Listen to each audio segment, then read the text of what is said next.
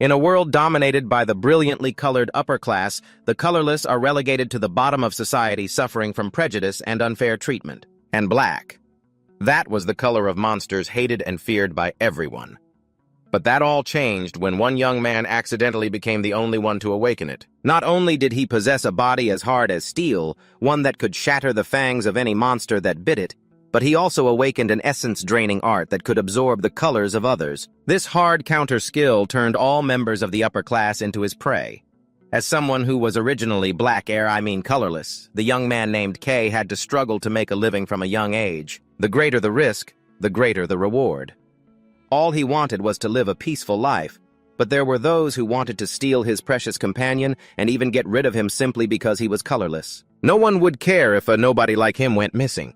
But little did they know they were shooting themselves in the foot, accidentally awakening a monster capable of destroying the entire world. Deep within a dark cave, K carefully watched the drops of liquid dripping from the rock face. He cried out in excitement, "I found it, ink!" After carefully filling a bottle with the blue solution, K turned to the black cat on his shoulder. "Thanks, Nero. I couldn't have found this without you." As he stepped out into the light, he thought to himself, "If I bring this to them, the exploration team will have to accept me this time." Looking out at the dazzling city in the distance, K was filled with hope. In the city center, the sound of lively chatter filled the air. People gathered in groups, buzzing with excitement. "Let's give a big welcome to our color mixers." The crowd showered the heroes with praise. "Look at those vibrant colors. They're so cool, aren't they?" Another person added enthusiastically. "You bet they are. I heard they took down a giant monster this time." They truly are worthy of their title. Everyone believed that as long as the color mixers were around, the City of Light would always be safe.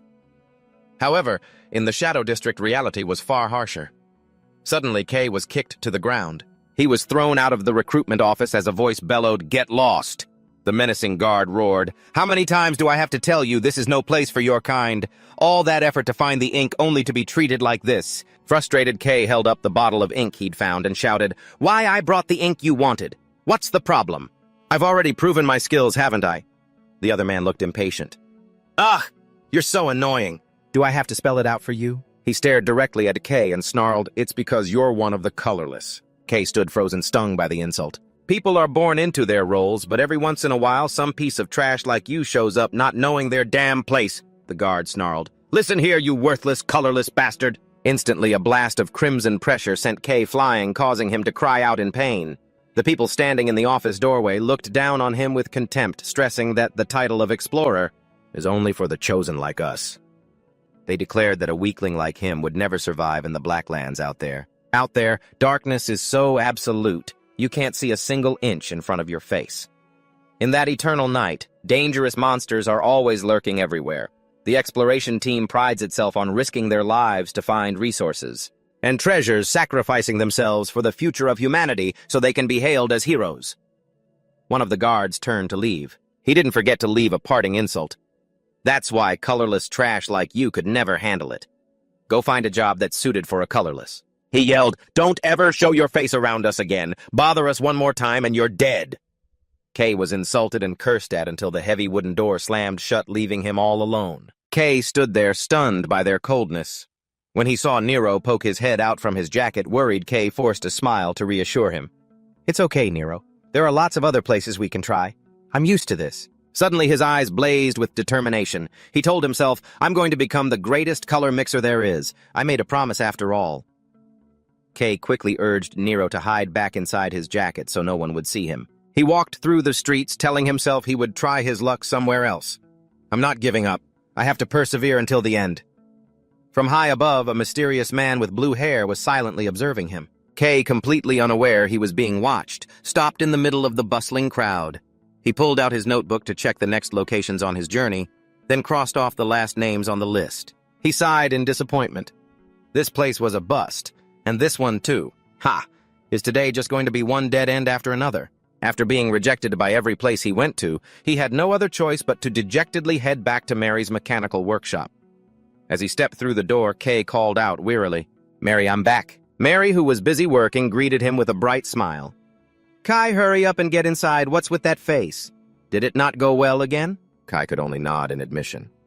"Yeah, something like that." At the same time, Nero the cat peeked out from his jacket, causing Mary to exclaim, "Oh, Nero's here too!" Mary became furious on her friend's behalf. "Those people are all blind. You're stronger than any of those average explorers," Kay replied sadly. "They don't accept colorless people. There's nothing I can do." Mary was still unconvinced. She insisted, "You're more than capable. You even found something from the Black Lands." But Kay humbly replied, "I only managed to do that because Nero helped me." Exhausted after a day of failures, he hesitantly took out the bottle of blue ink and handed it to her. "Here, you can have this." Mary cheered with delight. "Thanks, I'll pay you a handsome price for it." As she poured the ink into a machine, she complained, "The current ink shortage is a disaster and the prices just keep climbing." Mary emphasized that everyone's entire livelihood depends on ink. Then she suddenly remembered something. She asked Kay seriously, "Have you thought about what I told you the other day?" When she saw Kay still hesitating out of fear, she slammed a flyer down on the table and shouted, "This is a great opportunity!" It was a recruitment notice for an S-rank exploration team. Kay stared at the paper stunned. An S-rank exploration team? I always assumed I'd be rejected, so I never dared to apply. Doubts flooded Kay's mind. Was he really strong enough to survive there? But Mary cut through his thoughts with sincere encouragement. "Kay, this is a great opportunity. Just give it a shot. I heard they value skill. Who knows, they might just recognize your talent." She looked him straight in the eye and reminded him of his burning dream. "You've wanted to become a color mixer ever since you were a kid." A memory of his childhood standing in the rain flashed in his mind. Mary stated firmly, "We'll always support you no matter what you do." Her words made Kay's eyes shine with determination once more. He had been discouraged because no one seemed to value him. But now, hearing his friend's encouraging words, Kay smiled with determination. This was no time to be picky. He gripped the application for the Dawnbreaker squad tightly. He waved goodbye to Mary. "Thanks, Mary. I'll drop by later." Mary smiled and waved back. "Okay, be careful." Walking through a deserted alley, Kay told himself he had to hurry and prepare since the application deadline was approaching. Suddenly, his cat Nero let out a wary growl, leaving Kay confused. "Huh? Nero, what's wrong?" Before he could understand what was happening, a stranger with green hair and cold, sharp eyes appeared. In his hand was a short sword emitting a strange blue light. He swung the sword, creating a powerful slash of wind aimed straight at Kay. Kay's eyes widened in terror. The direct hit sent him flying, and he cried out in pain. "Ugh." Kay lay collapsed on the ground, not understanding what was happening as the assassin approached him, sneering, "Oh, a colorless thing managed to survive that. This thing," his accomplice added coldly. "He'll be dead soon enough. No one will even notice if a colorless is gone." Seeing Nero worrying beside him, Kay used his remaining strength to whisper, Nero, run!" They dragged him to a secluded area filled with large pipes where a sign warned, "Ink Waste Disposal Area." Kay slowly regained consciousness with a groan. "Ugh." The green-haired man laughed maliciously. "Oh, you're awake! Unlucky for you, it's time to be thrown down there." "Since you're still alive, that is." He dragged Kay to the edge of a pit filled with ink waste. A lethal solution formed when all colors of ink mixed together. He explained that this stuff was extremely dangerous. Anyone who falls in will dissolve without a trace. There's no better place to dispose of a body. In agony, Kay struggled to speak. Who are you?" Knocked unconscious, dragged here to have his body disposed of. Kay roared in outrage. "Why are you attacking me?" The green-haired leader gave a sinister smile and replied, "You know, we were pretty surprised ourselves today. I never expected to find a treasure in the Shadow Street. An intelligent monster that follows a human. It's an extremely rare creature." Desperate Kay called out his little friend's name. "Nero!" He saw Nero sobbing behind the bars of a cage. Using all his strength, he punched the villain's hand. "Give him back! You bastard!" But it barely had any effect. The man spoke to Kay with a mocking tone. "Ooh, I'm so scared. A colorless like you can't do a thing no matter how hard you try." He not only insulted Kay, but also eyed Nero greedily. "This thing will fetch a high price on the black market. It's a shame for something so valuable to be kept by a colorless like you." Choked to the point he could barely breathe, Kay bitterly blamed himself. "Damn it, I was too careless. I shouldn't have let my guard down in the Shadow Street." He resentfully realized that he had always been discriminated against and despised, but he couldn't accept them taking Nero his only family. His anger exploded. Kay stared furiously. "You bastards!" The moment Kay touched his opponent's hand, a strange black aura suddenly appeared. The green-haired man's face changed in terror. "What is this?" "Something's pulling me in." Kay's entire body was covered in a terrifying black shroud, making the man scream in disgust. "How gross!"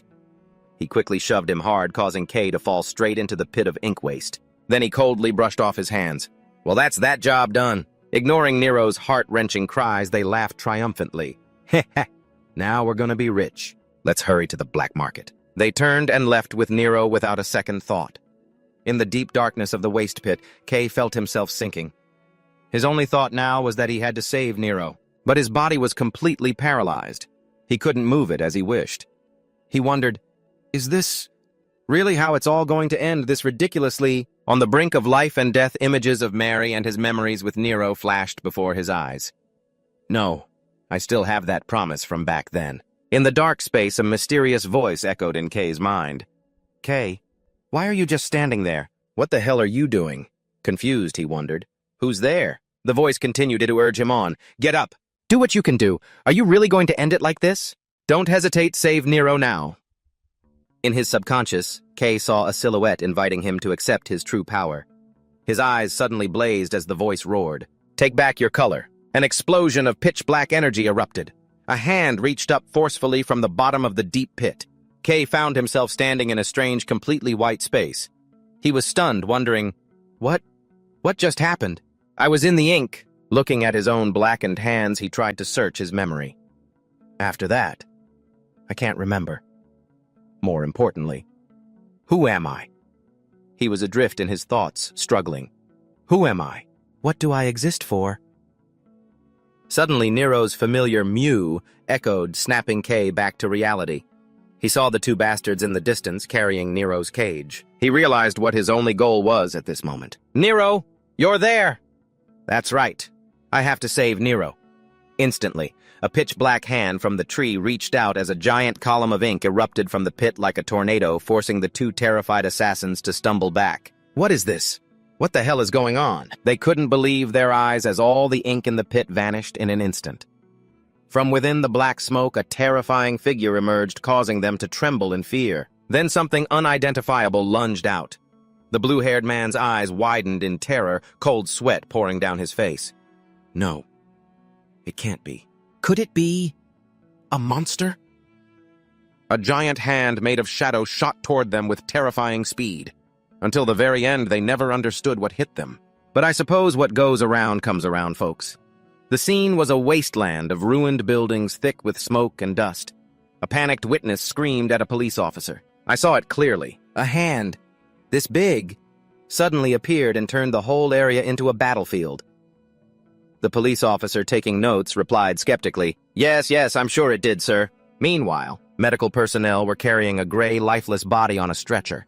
Watching nearby, Captain Red spoke up. "Lucky there were only 2 victims, huh?" The purple-haired girl with him, Eli, added, "Yes, both were B-rank Pathfinders. Their reputation wasn't the best." She looked at the colorless corpse, puzzled. "I don't understand what could have happened to make them lose all their color," Captain Red mused. That's important. But let's set it aside for now. We're here because of the large monster that appeared in the city." Upon recognizing their identities, the police officer gasped, "You're a colorist?" For him, it was like meeting his idol. He immediately bowed respectfully. "It's a true honor to meet you, sir. I'm the officer in charge of this scene. Why would people as busy as you come to the Shadow District?" Captain Red replied calmly. "Relax. We just received a request to investigate the monster. I'd like to see the scene. Can you lead the way?" The officer hurriedly invited them to follow him deeper into the ruined area. Yes, this way, sir." Standing before the ruins, Captain Red observed, "There really are traces of a monster here." Eli also seemed confused. "We've tracked the locations of all the large monsters reported recently, but for one to suddenly appear inside the city, even in the suburbs, is just strange." She added that the creatures typically found in the city, like rats and birds, are just small species harmless to people. She worried if a new variant has appeared, but Captain Red cut her off. "Don't jump to conclusions. Instead, let's figure out how to track this thing." The 2 figures stood dwarfed by the heavily damaged area where pipes and shattered concrete stretched as far as the eye could see. They couldn't imagine how large a monster would have to be to cause such widespread devastation. Amidst the rubble, Nero's cry broke the silence. Kay slowly regained consciousness, whispering in disbelief, "Nero." He saw his little companion licking his face. Kay quickly sat up and hugged him tightly, asking worriedly, "Nero, are you okay?" Seeing that Nero was unharmed, Kay sighed in relief. Phew, what a relief. But then confusion about what just happened started to set in. What happened? The memory of the confrontation with the assassins came flooding back. He seethed. It was definitely those bastards. Looking at the devastated scene, Kay wondered if they had been engulfed in the ink. Suddenly, he looked down at his hands as a horrifying thought surfaced. "Don't tell me it was me!" As he was hazily wondering whether it was a dream or reality, he was startled to realize his body had its color back. Color. How is this possible? Not only that, the surroundings sent an even greater chill down his spine. Why is it so dark here? I can't see anything at all. In the oppressive darkness, his only option was to call for his one friend. "Nero, help me!" Instantly, Nero started spinning and gave off a strange glow. Nero's whole body glowed brilliantly like a lamp illuminating the dark space around them. A horrifying scene appeared before Kay's eyes, countless monsters lurking among the bizarre trees. He realized with a shock where he was. This place? Is this the Black Zone? In the distance, the faint lights of the city twinkled while he stood in the middle of a black forest, a place that only pathfinders of B rank or higher dared to enter. Who brought him here? How was he even surviving in this place? As he scanned his surroundings, his thoughts racing, he suddenly shouted, "Nero, we have to go! Find a way out!" A horde of monsters had already swarmed in to surround them. In the dark, Nero pulsed with light, a constant warning. The light helped Kay narrowly dodge one lethal attack after another. He panted, "Thanks, Nero!" But the darkness around them remained dense, filled with innumerable lurking eyes. Nero became a brilliant streak of light, guiding Kay up the steep cliffs. As he ran, Kay was amazed, wondering about the strange sensation he was feeling. What is this? What is this feeling? He noticed his body felt strangely light. Even though he'd been running non-stop, Kay was still full of energy and didn't feel tired at all. His speed and agility had reached a whole new level. Kay could clearly feel the power surging through his body as he made incredible leaps across the chasm. Suddenly, a giant monster appeared right in front of his face, causing him to freeze. Panicked Kay realized he had no way to escape. "Damn it, I'm going to die!" He squeezed his eyes shut, resigning himself to his fate before death's bite. But he had forgotten that he had leveled up immensely. The monster went to take a chunk out of him, but ended up chomping on his incredibly hard arm. And just like that, its entire set of teeth was gone. "I'm okay. I thought I was seriously hurt." Kay stared intently at his hands and feet and thought in amazement. So this is the power of color. Before he could even celebrate and feel the power in his body, Nero immediately cried out a warning. Kay looked up and was stunned by a giant figure looming over him. Approaching him was a one-eyed monster with long, menacing horns. Kay exclaimed in horror, "A cyclops?" He couldn't help but wonder why a predator that usually appears deep in the dark forest was here. The monster let out a fierce roar, then slammed its hand, shattering the ground and creating a terrifying shockwave.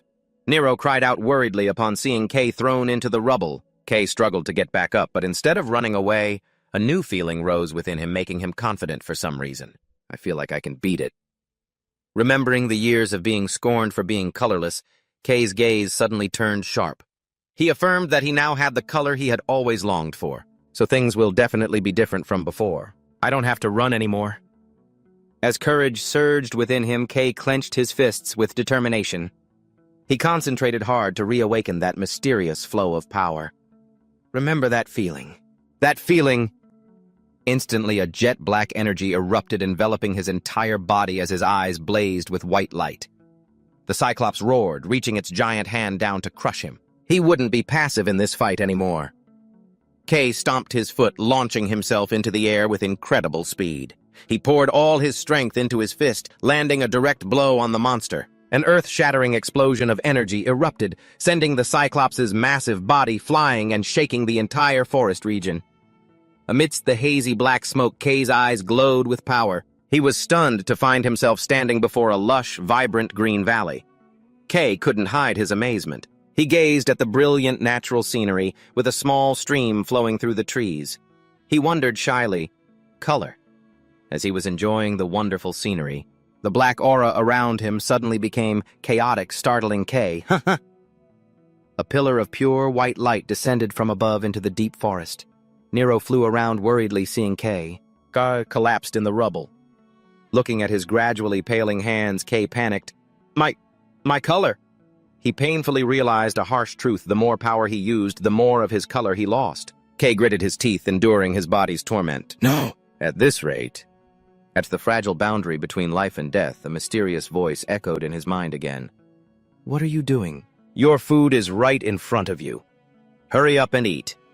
The voice gestured toward the monster's corpse and continued its temptation. The color is right before your eyes. You don't want to die, do you? It's very simple. Just reach out your hand. Although he was gasping from exhaustion, Kay was swayed by the urging words, not knowing if it was right or wrong. But unable to resist the temptation of the voice whispering in his ear, Kay tremblingly placed his hand on the giant Cyclops' corpse. Instantly, a jet-black energy erupted. It madly devoured the color from the corpse. Witnessing this horrifying scene, Nero could only stand there stunned in amazement. A massive explosion of darkness spread throughout the forest, draining the enemy's life force to replenish Kay. After the absorption was complete, Kay was panting, but he had regained some of his vitality. He let out a sigh of relief. Phew, I'm alive now. At the workshop, Mary was engrossed in her work when the doorbell rang. She looked up with a bright smile to greet them. Ah, welcome. What can I do for you today? Do you have a special request? However, her words were met with only a mysterious silence from a figure completely covered in a black cloak who was slowly stepping inside. A robbery in broad daylight. Noticing the visitor's strange behavior, Mary started to feel uneasy. She asked cautiously, Sir, don't you think you look very suspicious? Seeing the person continue to approach, Mary panicked, grabbed a large wrench and shouted a warning. Stop! Stop right there! If you take one more step, I'll hit you. As the dark figure suddenly closed in, Mary could only squeeze her eyes shut and scream, Ah! But the stranger stopped abruptly and slowly pulled down their hood, revealing a gentle, smiling face. Calm down, Mary, it's me. Realizing his joke had gone too far and terrified his best friend, Kay scratched his head apologetically. Sorry for making you almost not recognize me, haha. Mary froze in astonishment. She stammered, Kay, what happened to your appearance? After hearing Kay recount the whole story, Mary was so angry her whole body trembled. I'm so furious I can't forgive those bastards. She swung the weapon in her hand furiously. They deserve to have their heads smashed in with this hammer. Seeing his friend so worked up, Kay quickly tried to calm her down. It's okay, Mary. I already got my revenge. Only then did Mary manage to calm down. She sighed, looking at the wrench in her hand. Ha, you're right. I guess I got a little carried away, huh? She looked at Kay with a concerned gaze. I was worried since I couldn't get in touch with you. I can't believe something like this happened. Anyway, I'm just glad you're safe, Kay replied with a faint smile. Yeah, sorry for making you worry. However, she was worried about Kay, who had survived falling into the ink waste zone. And to think you even gained a color. It's unbelievable. But that black, it's the color of a monster. People are going to look at you with prejudice. Despite Mary's worries, Kay remained resolute. He stated firmly, that's in the past. What's important is that I have a chance to become a color mixer. Kay decided to put everything else aside to focus all his energy on the Dawn Vanguard's entrance exam. He sincerely thanked Mary for helping me get back on time. He then asked, could I borrow some clothes or a spare set? I promise I'll return them later. Although she sighed that this wasn't the first time, Mary still smiled and agreed, but let's just call it an investment in a future color mixer. She excitedly grabbed his hand and pulled him along. Follow me, I happen to have something that'll suit you perfectly. What a thoughtful friend.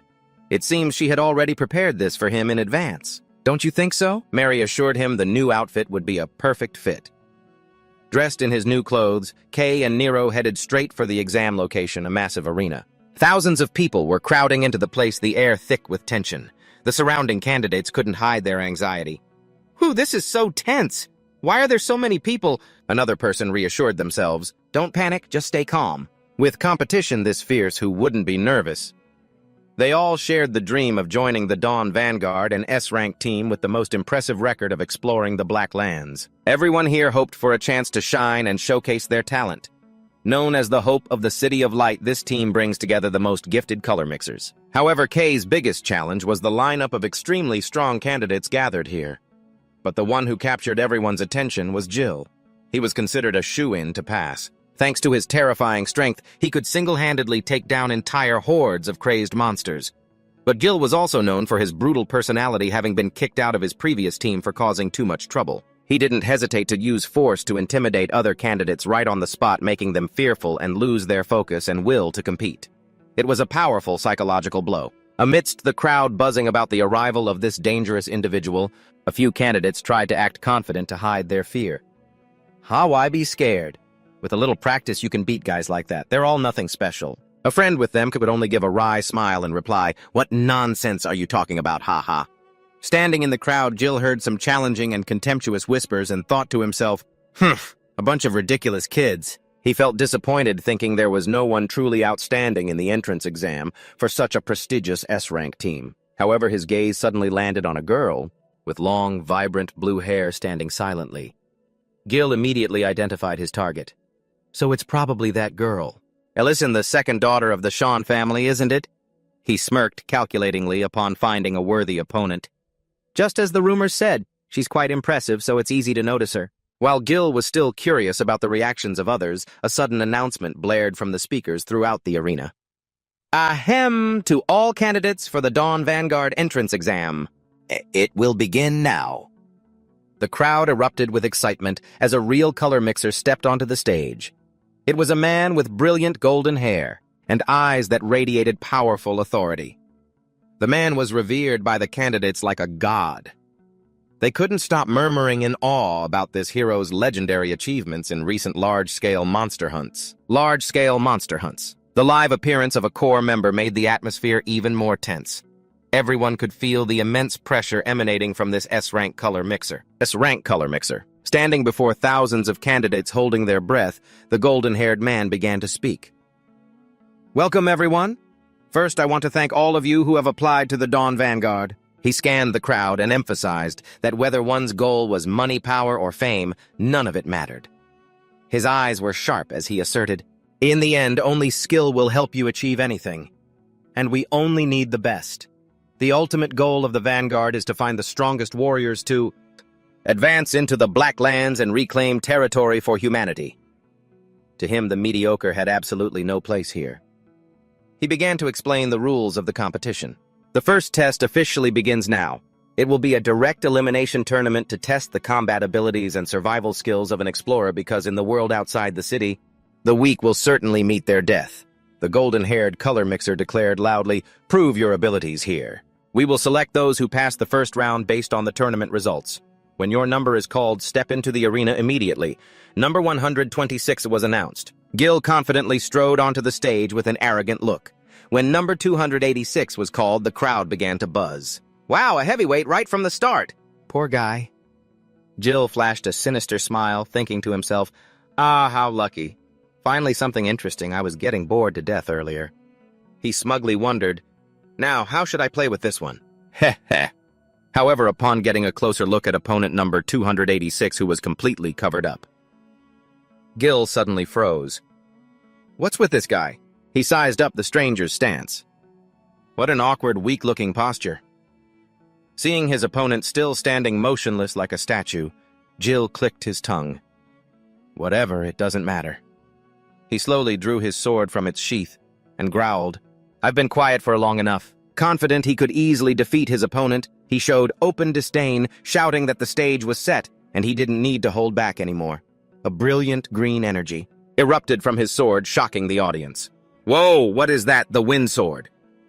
Everyone couldn't help but marvel at his talent at such a young age. How could he already be so skilled with a sword? Truly worthy of the name genius. With eyes blazing with killing intent, he roared a challenge. Are you ready? Try and block this. If you fail, I'll tear you to shreds! Gayo stomped his foot, shattering the stage floor, then shot forward like a whirlwind. He swung his sword in a divine arc, creating sharp, brilliant green streaks of light, aimed straight at the young man who was standing motionless. Gayo closed in on his opponent with terrifying speed, preparing to unleash a brutal finishing blow. Kai threw a powerful direct punch. It caught Gayo completely off guard. A shocking explosion erupted, sending the wind sword genius flying back to everyone's astonishment. The crowd fell silent as they saw Gayo embedded in the arena wall. It created a deep crater in the arena. That's what you get for always acting so high and mighty and looking down on your opponent. He's getting what he deserves, right? Everyone. Yahello collapsed amidst the rubble. His entire body was bruised after just a single blow. He was indignant, unable to understand why this could have happened to a genius like him. Meanwhile, Kai was also stunned, looking at his own hand and thinking to himself, "Ah, you even startled me. You just suddenly accelerated, causing chaos everywhere." Terrified whispers spread through the stands. "Wait, are my eyes playing tricks on me, Black?" They panicked as they realized the anomaly. But black is the color of monsters. Both Captain Red and Eli were stunned by this unprecedented sight. Eli couldn't believe her eyes. She wondered if a human could even possess that color. And could it be that the power of black was what took down Yahello in an instant? They were shocked, no longer sure if they were looking at a human or a monster. Kai stood alone in the middle of the arena, his feet still shrouded in pitch-black smoke. Noticing the strange attitude and eerie silence from everyone, he started to feel confused. Why were they reacting like this? Kai worriedly asked himself if he had done something wrong to make everyone look at him with such wary and discriminating eyes. The competition continued. His opponents came up one after another.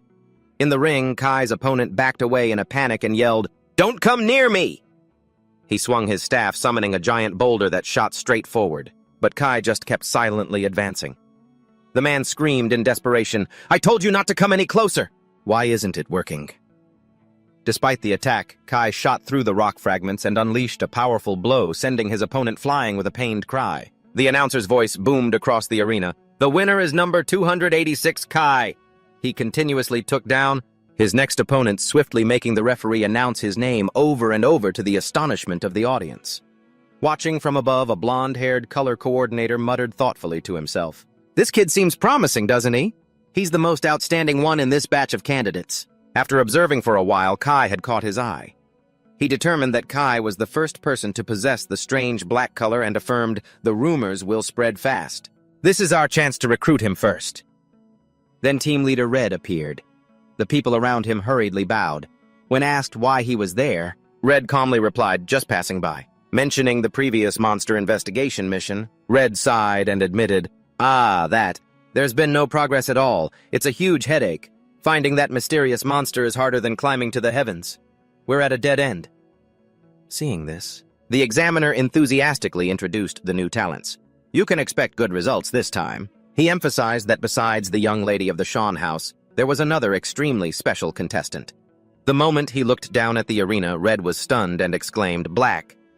The examiner smugly continued, "I knew you'd notice. He even defeated a top-tier candidate and is showing an overwhelming performance." He believed that with this level of skill, Kai will definitely be accepted. Witnessing the familiar scene, Eli asked the team leader doubtfully, "Team leader, could that kid be?" Red confirmed thoughtfully, "Probably. A new color appearing right after that strange incident, and it's far too much of a coincidence." Red thought to himself, "For now, let's just keep watching him." They already held a certain suspicion towards Kai. As for finding the cause, we'll have to wait for an opportunity. Down in the arena, Kai stared at his own hands, unable to hide his excitement from the consecutive victories. He realized this power was truly incredible, and he was confident that becoming a color coordinator was definitely possible. However, he had also failed before, learning his lesson. Kai silently reminded himself, "But I need to be careful. If I overuse this power like last time and suddenly lose my color, I'll be done for." Suddenly, a massive ice explosion erupted right beside him, startling Kai. Stepping out from the frigid smoke was the girl with registration number 17, Eli Shawn. The announcer's voice boomed across the arena. "The winner is number 17, Eli." She stood calmly next to her opponent, who was completely frozen solid. Witnessing that scene, the crowd praised endlessly about the Shawn family's color and the skills befitting a noble lady. Kai also couldn't help but wonder how other people. Could he really defeat an opponent as fearsome as her? As they passed each other, Eli suddenly stopped. She turned to look at Kay with a sharp, cold, probing gaze that left him flustered. "I wonder what this is about. We haven't even crossed paths yet, so why is she looking at me like that?" Eli's blue eyes bored into Kay, full of suspicion. Just then, the blonde-haired judge authoritatively announced the end of the first round, thanking the contestants for their efforts. He then informed them that because they were behind schedule, they would be moving straight to the next test, with no time for a break. The eliminated contestants trudged out of the arena, leaving a tense atmosphere for those who remained. The other participants began to worry. Oh man, this is tough. Not even a second to breathe. I hope the next test is easier. Just as the judge was about to announce the next event, a voice suddenly cut in. Hold on a moment. Captain Red stepped forward with a cryptic smile and announced, I will be personally conducting the second test. The appearance of the top-ranked chroma wielder sent a wave of shock and terror through the contestants. Who is that? I don't get what they're trying to test by having a top-tier chroma wielder lead this. To the utter amazement of all the contestants, the chroma wielder Red stepped forward. He is one of the most powerful chroma wielders in the City of Light, famous for reclaiming the Darklands and holding the highest monster extermination record. It's said his destructive power is so terrifying that even his own teammates are reluctant to work with him. The crowd grew anxious. If he was in charge of the test, it's safe to say no one would be able to pass. This time, we're really screwed. The blonde-haired judge asked nervously, Are you sure about this? The commander will chew you out if he finds out that you've changed the test on your own initiative. Red just smiled nonchalantly. It's fine, it's fine. I get chewed out every day anyway. So just because you're used to getting yelled at, you think everyone else should be too. He turned to the contestants and declared, The test is simple. Red's voice dropped to a low growl. All you have to do is endure. Instantly, an earth-shattering torrent of firepower erupted from his body.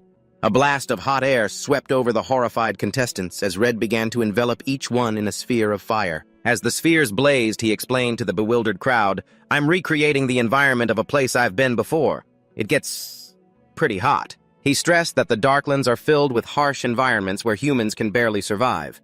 To Red, however, this test was nothing more than a cozy heater. He looked at the crowd coldly. Simple, isn't it? All you have to do is endure the heat to pass. But if you can't even handle this, then you never had what it takes to be an explorer in the first place. Just moments into enduring the chroma wielder's cozy heater, the immense heat had contestants screaming. So hot! And he calls this a cozy heater.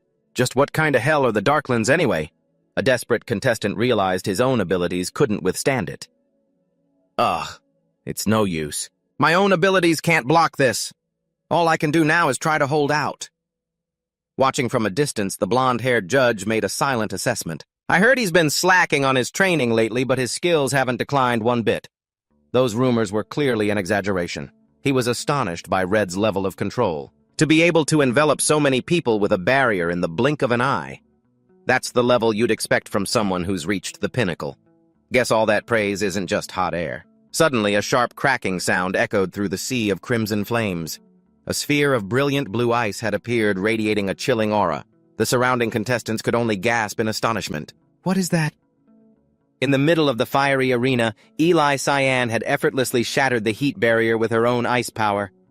Witnessing this, Captain Red couldn't hide his surprise. Oh, now this is impressive. He recognized it as the power of the Cyan family, which should be his natural counter, yet she had shattered his barrier instantly. Red silently appraised the girl. It's no exaggeration to call her a true genius. However, he suddenly remembered someone else and wondered, but what about that other kid? Glancing over at Kay, Red saw he was still struggling inside the sphere of fire. He was somehow managing to hold on. So he can't break it, Hutch. I wasn't expecting much anyway. Red seemed disappointed in Kay. I thought he had potential, but he's just like all the others. In reality, Kay was on the verge of total panic. I'm finished. What am I going to do? Kay realized his mistake. I used up too much of my color in the previous match. If I'd known this was coming, I would have conserved my strength. The situation grew more desperate as Kay felt his power draining away. Damn it! The harder I try to hold on, the faster my color depletes. No. This can't be happening. My color, it's all draining away. He was terrified that if he revealed his colorless state, everyone would look at him differently. He might even be turned into a lab rat. Kay knew he had to do something. I can't just sit here and do nothing. There has to be a way. Isn't there something I can absorb like last time? His gaze suddenly fell upon the energy barrier surrounding him. Something to absorb. Desperation sparked an idea. A daring idea flashed through his mind. Come to think of it, this barrier is made of color energy too. Doesn't that mean I can absorb it? Even though he still didn't fully understand the limits of this ability. But faced with the scorching heat, Kay decided to take the gamble. There's no time to think about it, I just have to try. He reached out and touched the blazing stream of fire directly. An absorption process began immediately as the frantic crimson energy swirled violently into Kay's hand. The surrounding candidates cried out in horror. The scene became chaotic with streaks of red and black light intertwining as Kay stood at the epicenter of the energy explosion. It left everyone stunned. What is this? What the hell is going on? Both Captain Red and the blonde-haired examiner were frozen by the unprecedented sight. After a moment of silent observation, Red broke into an excited smile. Looks like this time we've got a real madman on our hands. Red hadn't expected Kay to give him such a surprise. Kay stood tall in the middle of the arena, his hands ablaze with powerful black and red energy. The entire stadium fell into a breathtaking silence. All eyes were fixed on the young man with candidate number 286. Kay started to feel flustered by the crowd's reaction, breaking into a cold sweat and thinking to himself, this isn't going as planned. Looking around at the stunned faces, he worried internally, damn it, I've drawn way too much attention. For Eli, this exam was incredibly important. Amidst the crowd's astonished whispers about the unprecedented appearance of the color black, she silently made a resolution. I must prove the strength I've trained so hard for the sake of my family's reputation. Looking at Kay, everyone couldn't help but wonder in shock if that was truly a color a human could possess. Though it was just a faint feeling, Eli couldn't suppress the rising unease. Since childhood, she had been taught to always be the best and to never be outdone by anyone. Encountering a formidable opponent like Kay today, she couldn't help but feel the pressure of her family's burden. Eli told herself she couldn't let her older sister down, but she also had to admit that Kay was truly strong. Witnessing his powerful attacks, Eli realized that even if she fought seriously, she wasn't guaranteed to win. She could sense a strange power coming from Kay, something that couldn't be explained by normal logic. Seeing Kay's back shrouded in black smoke, Eli wondered, what on earth is he? But she quickly shook the thought away and encouraged herself. When I fight him later, the result will be different. Just then, Captain Red walked up and casually threw an arm around Kay's shoulder. Red praised him generously. Whoa, was that the power of the color black? That was some incredible power. It devoured everything. He pulled Kay along, filled with curious excitement. I can't contain my curiosity anymore. Tell me more about that black color. We can talk privately to maintain your confidentiality. When Kay anxiously asked about the exam results, Red casually assured him, oh, don't worry about it. At your level, you've already passed. I'll take care of it. Kay was stunned.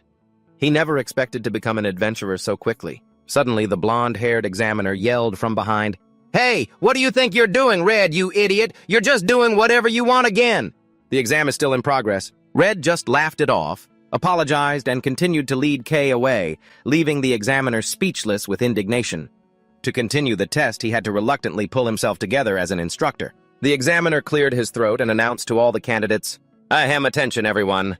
Due to an unexpected situation, the exam was temporarily interrupted, but it will now resume. He declared, with the exception of candidate number 17 who broke their own barrier, all remaining candidates will have to take a supplementary test. Eli stood silently, her sharp, cold eyes following Kay's back as he disappeared behind a dark cellar door. The heavy door slammed shut, separating him from the bustling arena. Red told Kay to wait by the vehicle and left to take care of some business. Looking at the surrounding ruins, Kay realized with a shock that this was the place where he was once thrown into a vat of waste ink. Red returned, pensively mentioning the horrific incident that had flattened this entire area not long ago. He was deliberately probing Kay to see his reaction to being here. According to witness accounts, a giant creature with pitch-black hands suddenly appeared and destroyed everything. Red looked Kay straight in the eye and pointed out the suspicious coincidence. That you were the first person to possess the color black right after that incident. He assessed that Kay's ability to devour other colors was a power completely alien to this world. Kay broke out in a cold sweat. He realized this captain had seen through everything from the very beginning. The thought of running flashed through Kay's mind, but he quickly understood he could never escape from the grasp of a man celebrated by the entire city as a hero. Seeing how tense Kay was, Red probably had some idea of what he was thinking. Red admitted that while his main mission was to investigate the scene, he was more interested in Kay's ability.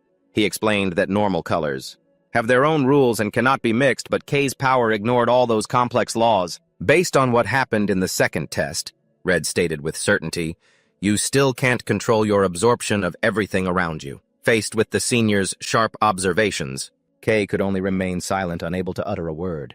He hit the nail right on the head. How could I possibly argue? To learn more about the limits and workings of this power, Red decided to conduct a practical experiment. He held his hand out in front of K and ordered him, "Try to absorb my color." K, horrified, refused. He was afraid that his pitch-black energy would be dangerous to him. However, Red just scoffed at the rookie's concern, stating he was too green to worry about someone like him. Red's voice grew serious as he warned that the color black was the symbol of the Blacklands, an evil force that devours all things. He also didn't forget to remind him that letting such a dangerous and uncontrollable power exist was unacceptable, because it could shake the very foundations of the City of Light. He revealed a terrifying secret. Even though most people don't know it, humanoid creatures still exist. Out there. Red's eyes glowed ominously as he stared at K. "If you confront them, K, in the worst-case scenario, we might have to dispose of you right here." A chill ran down K's spine, but he replied with determination, "Got it. All right then, let's do it." He reached out and gripped Red's arm tightly, not forgetting to add, "But if something happens, it's not my fault." Because in reality, he still couldn't master and control that power at will. The moment their two energies touched, a terrifying shockwave erupted, enveloping them both in a dense fog of power. Red's fire energy began to surge into K's body. It made him scream in agony. The bone-deep pain sent K into a full-blown panic. "It's too hot! Stop it, damn it, I'm losing control!" He felt like lava was boiling in his veins, incinerating every cell from the inside. The overwhelming power from the captain completely subdued K. He was stunned to realize the sheer scale of this overwhelming power. So this is the color of red. The man they call a hero. A heat like lava that melts anything it touches. How terrifying. Standing in the heart of the sea of fire. Red remained calm, observing and assessing inwardly. "It's pulling at me relentlessly as if it's starving." He noted that although this ability was frightening, because K was still inexperienced, truly powerful people could still resist it. However, Red also had to admit that it was still extremely dangerous to most people. And what he had shown during the exam was definitely not his full strength. He stared intently at the hands absorbing his energy and thought to himself, "I'd also like to know how color can be absorbed like this." A torrent of black flame erupted violently, consuming everything around it in a bizarre explosion of dark energy. The pillar of pure black fire exploded with such ferocity that it startled Captain Red. Out of control. The vortex that was K had transformed into a truly terrifying figure shrouded in darkness. He thought to himself, "That form. If I didn't know better, I'd think it was a demon." Red immediately confirmed his suspicions. "So you're the culprit behind the incident." He knew he needed to find out a lot more from this young man. But first he had to subdue the madness unfolding before him. Red focused his incineration energy into his hand, preparing to act to stop K from losing control any further. Meanwhile, K was struggling with the growls and a barrage of dark invitations echoing in his mind. Those voices constantly urged him, "That intense color. Give us more. We need it. Such overflowing power." No need to hold back. K clutched his head in pain. These voices. Why do they keep appearing in my head? Even though he tried to resist and ordered them to be quiet, their greed wouldn't cease. They kept urging K. Keep absorbing it. You want it too? Don't you? All of this color is yours. In the midst of his frenzy, K's eyes flew open as he screamed, "Shut up and submit!" A powerful shockwave blasted out, pushing back all the dark energy around them. When the smoke and dust cleared, K had collapsed to the ground, panting from exhaustion. Red stood silently watching, inwardly astonished that K had managed to suppress that terrifying power on his own. K stunned thought to himself, "Ha, that was insane. I thought I was a goner for sure. Why did I suddenly lose control like that?" He looked worriedly toward Red, afraid of having revealed the true nature of his power right in front of a top-tier color mixer. K realized he needed to seriously find out the secret about himself. He hesitated, then spoke, breaking the silence. I was caught off guard because the power surge was stronger than I expected, but that means it was a success." "Right." Red gave a mysterious smile. "Ha ha ha, truly fascinating. If you want to gain something, you have to accept the risks." "Good, that's enough for the test." Red acknowledged his power, but didn't forget his own mission. He got straight to the point. By the way, you must have realized that I'm the one assigned to handle the incident that occurred here. And since I've accepted the mission, I have to find the culprit." Captain Red looked directly at K and declared, "Right in front of me is a prime suspect." K broke out in a cold sweat. Speechless before the senior's overwhelming presence, K listened as Red explained that many more people were interested in this destruction than he thought. He emphasized that because K stood out so much, Once rumors of your ability and your strange black color spread, people will easily point to you as the source of the disaster. Furthermore, Red brought up the damage estimate. It's estimated to be in the hundreds of millions, something a poor kid like you could never hope to pay back. He warned, if the city's leaders deem your ability a threat, and they could either exile you or worse, turn you into a guinea pig for their experiments. Panicked Kay realized he was cornered. Damn it, there's no way out. He thought resentfully, I was just a victim of those assassins. But now how am I supposed to clear my name? Just then Red offered him an escape. If you come with me, perhaps I can sort something out for you. Not knowing what else to do, hearing Red's offer was like being thrown a life preserver just as he was about to drown. Kay bowed deeply. I'll follow you. Red smiled but quickly corrected him. Listen up, I never said I'd solve everything for free. He demanded that Kai carry out a few missions for him in exchange for his protection. Faced with the prospect of crushing debt or being taken away, for experimentation, Kai was ready to risk it all. Rather than being buried in debt or becoming a lab rat if it meant paying with his body, he was willing to do anything. He forced a strained smile and pledged, yes, of course. I'll do anything you need. Red smirked mysteriously at his eagerness. Oh, anything. Kai was like a lost, bewildered lamb, looking out the window. The exploration vessel was crossing through a desolate wasteland. Kai thought to himself emotionally, I've never been this far from home before. The engine roared as the massive ship glided over the barren land. This is my first step as a pioneer. Suddenly, Gale's voice shattered his thoughts. Hey, you, the black-haired kid. His annoyance was painfully obvious. You're really getting on my nerves. Stop that stupid staring and sit down, all right? Kai silently observed his new teammates sitting across from him. He realized that the job of a pioneer was exactly what he had hoped for. But having to be on a team with these people, he still couldn't believe his eyes. Is this really happening? This used to be just a dream. But now he was actually doing what he wanted. The only problem was, his teammates weren't as friendly as he'd imagined. It all started with the offer from Captain Red. Not long before, he had chosen an unexplored region and declared, I'm going to need your help. Seeing Kai's worried expression, Red laughed reassuringly. Haha, don't make that face. You're not going alone, so don't worry too much. He explained that all the new recruits would be participating, and Kai was just one of them. Red announced that the company would soon publicize the plan for this expedition. Specific details would be announced later. Just don't be late. Before turning to leave, his tone turned serious. And remember to show up at the designated location. Got it? Red was strangely enthusiastic about him going. Was he trying to support him, or was this all part of some scheme? Back in the present, when Kai boarded the ship, Eli and Gale were already there waiting. He silently understood that Red's earlier intervention had messed up the initial testing process. So to be fair, all the other candidates had been given another chance. That's how the others managed to pass the supplementary test to be here on this trip, especially Eli, who had the highest score. She had personally requested to join Red's team to prove her true strength. Standing opposite Kai, Gale radiated hostility and gnashed his teeth in fury. I can't believe I was humiliated because of that brat. Gale still couldn't swallow his bitter defeat. He gritted his teeth, telling himself, I was just careless for a second. You shouldn't underestimate others like that, my friend. There's always a bigger fish in the sea. He glared menacingly at Kai. Don't expect to get so lucky next time. When this expedition is over, you just wait. You'd better be ready for what's coming then. Gale smugly claimed that if Lavin hadn't been right behind him, he would have crushed Kai on the spot. But Eli coldly poured cold water on his pride. Forget it. You'd just lose to him again anyway. You're just wasting your breath. Kai is way out of your league. Gale could only exclaim in astonishment, What? Kai, confused, wondered if Eli was on the same side as Gale. But she suddenly declared, And I'm the one who will fight Kai first. To Kai's amazement, Eli asserted that the two of them had already reached an agreement with just a look. She then turned to Gale with a sharp glare.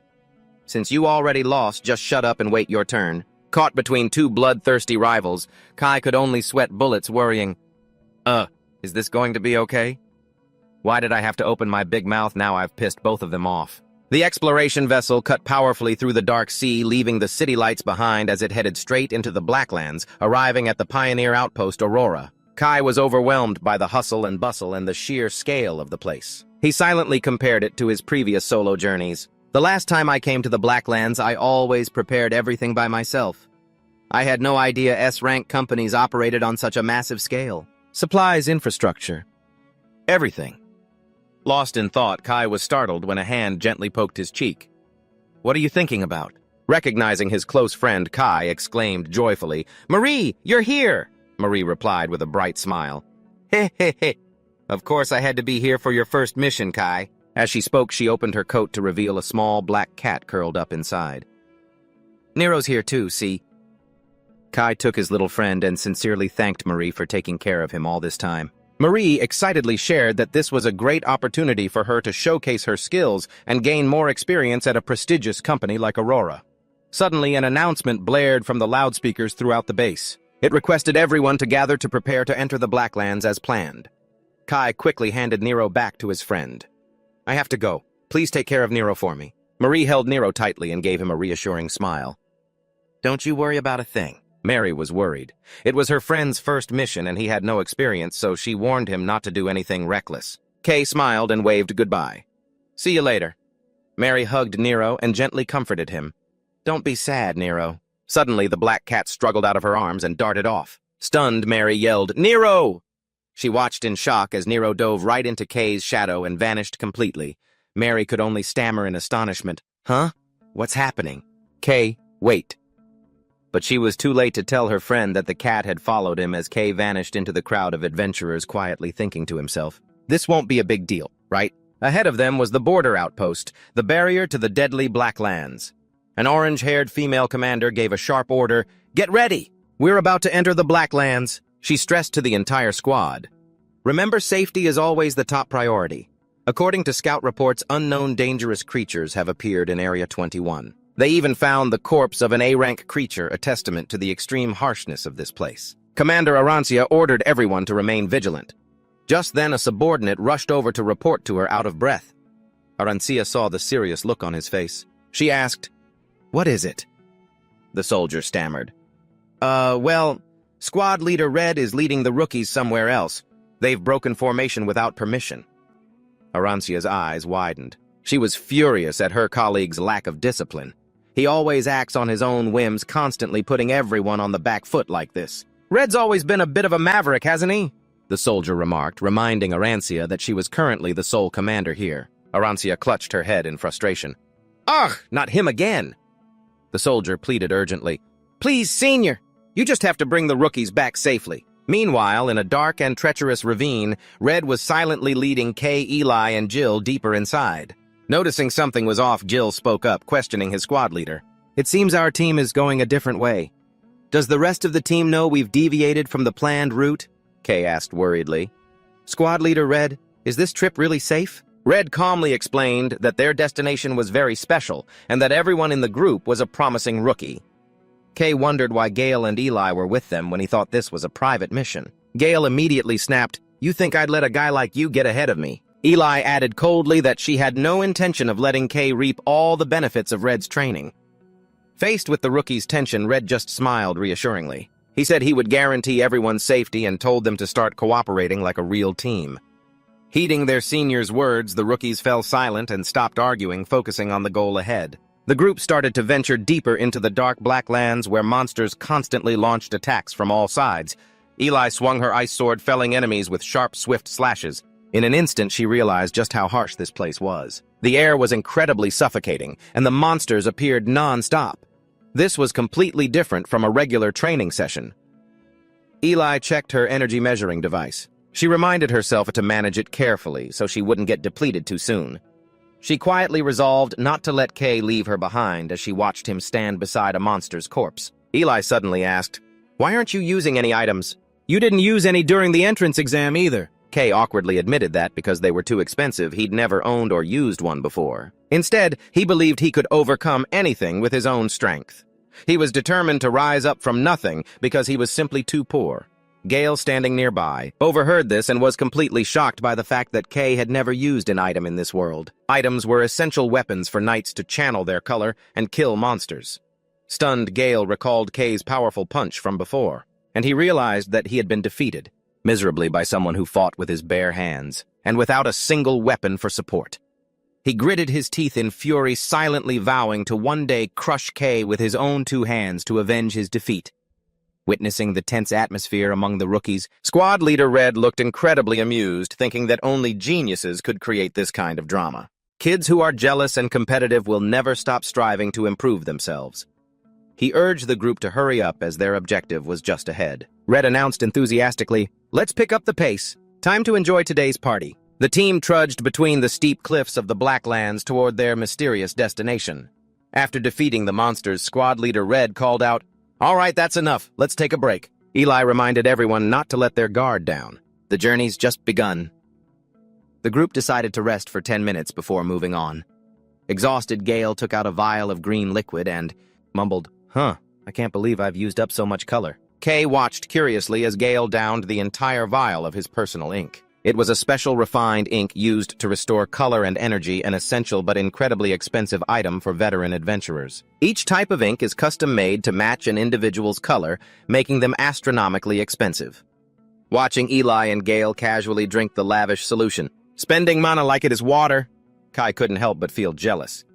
Damn, the rich really have it good. However, he told himself he didn't need it and quietly approached the corpse, Busul, of a monster and held out his hand. To his teammates' astonishment, a massive torrent of dark energy erupted from the corpse and was completely absorbed by Kai. After finishing, Kai clenched his fist, feeling refreshed. Phew. All right. I've fully recovered. Eli walked over concerned and asked, "Kai, are you really okay?" Kai nonchalantly replied, "I've done this plenty of times, so it's fine." Jill, standing nearby, couldn't help but shudder in horror at his ability to devour monsters. Holy crap, this guy's insane. He's just absorbing it like it's nothing. What is it? Kai's way of replenishing mana is unconventional, so anyone seeing it for the first time is bound to be surprised like that. Just then, Captain Red announced that their break was over and urged the group to get moving. After a while, they traveled through some cliffs until he stopped and declared, "We've arrived." Before them was a giant black barrier radiating immense pressure from between the ravines.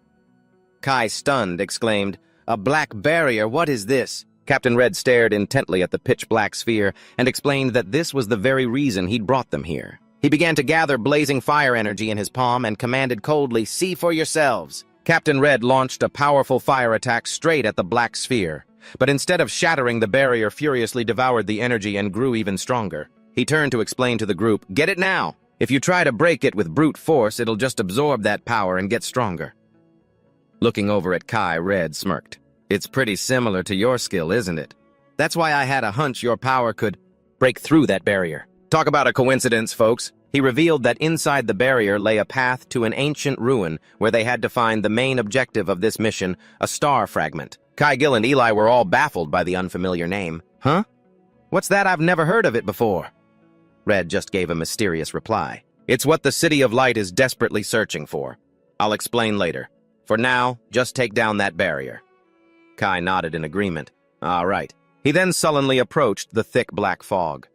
He slowly reached out and touched the surface of the barrier. Instantly, the dark energy was sucked back into Kai's body. It created a fierce vortex of energy. Witnessing the sight, Red exclaimed in delight, "Whoa, it's working! The barrier is disappearing." The giant sphere quickly dissipated under Kai's absorption power. Red didn't hold back his praise. "Heh, Kai, your power really is useful." However, unlike the other times he'd absorbed energy, Kai's face now showed clear signs of fatigue and strain from taking in so much power from the barrier. Was it because of too much energy? Suddenly, the ground beneath their feet began to shake violently, startling Jill and Eli. "Huh. What was that? What was that tremor?" That was way too loud. They feared the noise would attract dangerous creatures. "If we keep making this much noise, the monsters will..." Before he could finish, gut-wrenching roars echoed through the ravine. From the darkness, swarms of pitch-black monsters with glowing eyes and sharp teeth began to emerge, surrounding the group from all sides. They barely had time to react to the sudden ambush. But Captain Red just broke into a smug grin as the monsters swarmed in. "Ha ha ha! Looks like the whole pack's decided to show up," he ordered the group. "We'll handle the monsters while Kai deals with the barrier, wipe them out." Instantly, Jill shot forward like a whirlwind, his sword tearing through the dark phantoms. On the other side, Eli was just as formidable, creating sharp ice pillars that pierced through rows of enemies.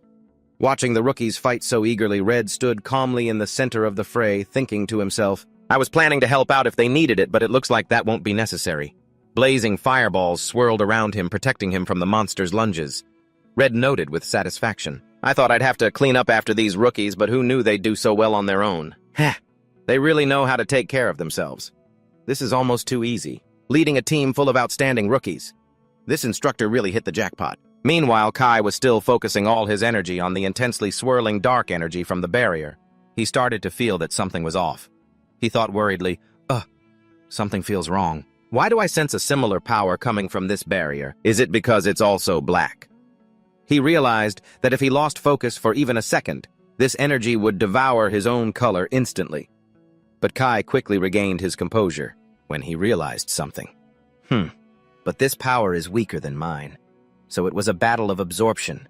Whichever side was stronger would win. He decisively focused his power, absorbing the entire stream of dark energy into his palm. After a struggle, Kai let out a sigh of relief. Phew, finally absorbed it all. Appearing before Kai was a bottomless, pitch-black pit. He was stunned. Wait, this is the entrance to the ruins. I can't even see the bottom. He hurriedly turned back to report, Captain, I've taken care of the barrier. Red smiled in approval. Oh, excellent. You did a great job, Kai. My intuition was right. He waved to the others who were busy fighting. The barrier's gone. Finish up your fights and assemble here. Seeing that Eli and Gale hadn't stopped, Red yelled, I said don't kill them all. Stop. Those rookies are still busy hacking and slashing away over there. Red's expression suddenly changed, his eyes flaring with a threatening red light. A terrifying pressure erupted from him, throwing both Gale and Eli far away, causing them to collapse on the ground in shock. Gale, trembling, stammered, What was that? Below their feet, the ground fractured into a complex web of cracks like some bizarre sigil. Captain Red gritted his teeth. No way. Of course things wouldn't go this smoothly. He said in a low, wary voice, we received reports about a dangerous monster in this area, and it looks like it has finally shown up. In the distance, standing amidst a mountain of monster corpses, was a lone figure holding a pitch-black greatsword. Looks like my break time is over. The stranger appeared as a dark warrior, his face hidden behind a grotesque mask with one eye glowing a brilliant white. Red immediately turned and ordered the rookies. Everyone listen up. Kay cried out in alarm. Captain! Red was resolute. You kids run to the ruins now! Work together and find the star fragment. You can do it, Kay asked in shock. Wait, you just want us to go? No more talk, go! Red coldly shoved the three of them straight into a deep, bottomless pit. Kay only had time to scream in astonishment. Ah, Captain Red! He yelled, free-falling through the air. How are we supposed to do this on our own? Without any guidance instructions or a simulation of what the star fragment even looks like, it was no different than telling them to find a needle in a haystack. Above the pit, Red stood alone, his gaze fixed as he faced the approaching dark warrior. After the hard fall, Kay pushed himself up in pain. Ow, ow, ow, that hurt! He looked around the dark space and wondered, is this inside the ruins? As soon as he turned on his light, Kay froze, his eyes widening in horror at the unbelievable sight before him. It was a modern city, with crumbling skyscrapers desolate and chilling. He looked down at the endless ruins and wondered how a place like this could exist so deep underground. Meanwhile, Gale started whining about the surrounding darkness, which annoyed Eli, who snapped, Stop complaining and move towards that light over there. Seeing his two teammates, Kay breathed a sigh of relief. Oh, there you are. Thank goodness, I thought I was the only one who got lost. The three of us bats finally found each other. But Gale was sulking, blaming Kay for getting them into this wandering mess. Eli immediately shot back, saying Gale wasn't any better than her.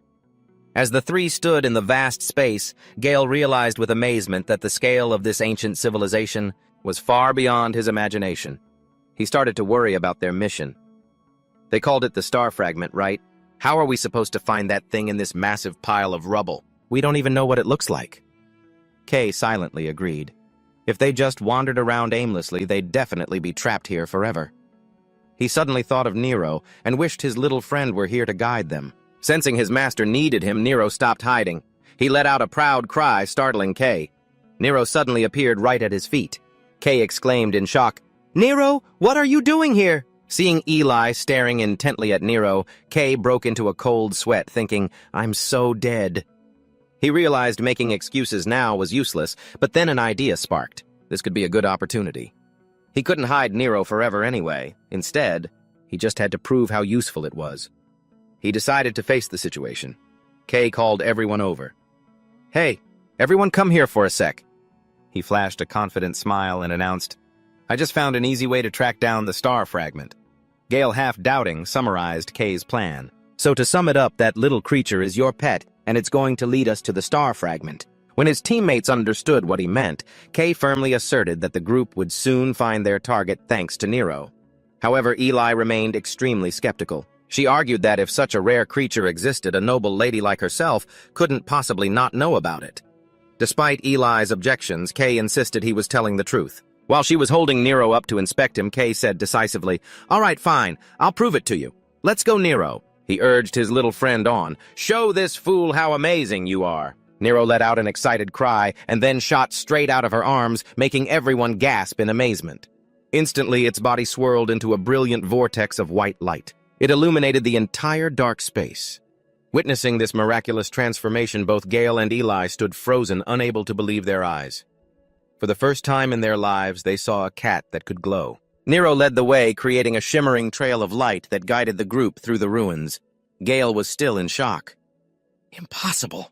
A creature that obeys a human and has special powers, I've never heard of such a thing. Where did he even find it?" Ignoring Gale's curiosity, Kay watched Nero intently and asked, "Nero, you can feel it, can't you? The star fragment is somewhere around here, right?" Hearing Nero reply with its familiar cry, Kay smiled trustingly. "I'm counting on you." Nero focused intently, its eyes glowing brightly, leading the group deeper into the maze of rubble. Gale shouted with anticipation, "Oh, did it find something?" At dawn, Nero's light stretched out, pointing directly at a dark entrance leading deep underground. Looking into the gaping maw of the tunnel, Kai started to worry. Over there. For anyone afraid of heights or depths, a sight like this would be draining. He hesitated, looking down into the abyss. "We've already gone pretty deep, though. How much farther do we have to go down?" Seeing Kai hesitate, Gil curled his lip in a sneer. "What are you waiting for?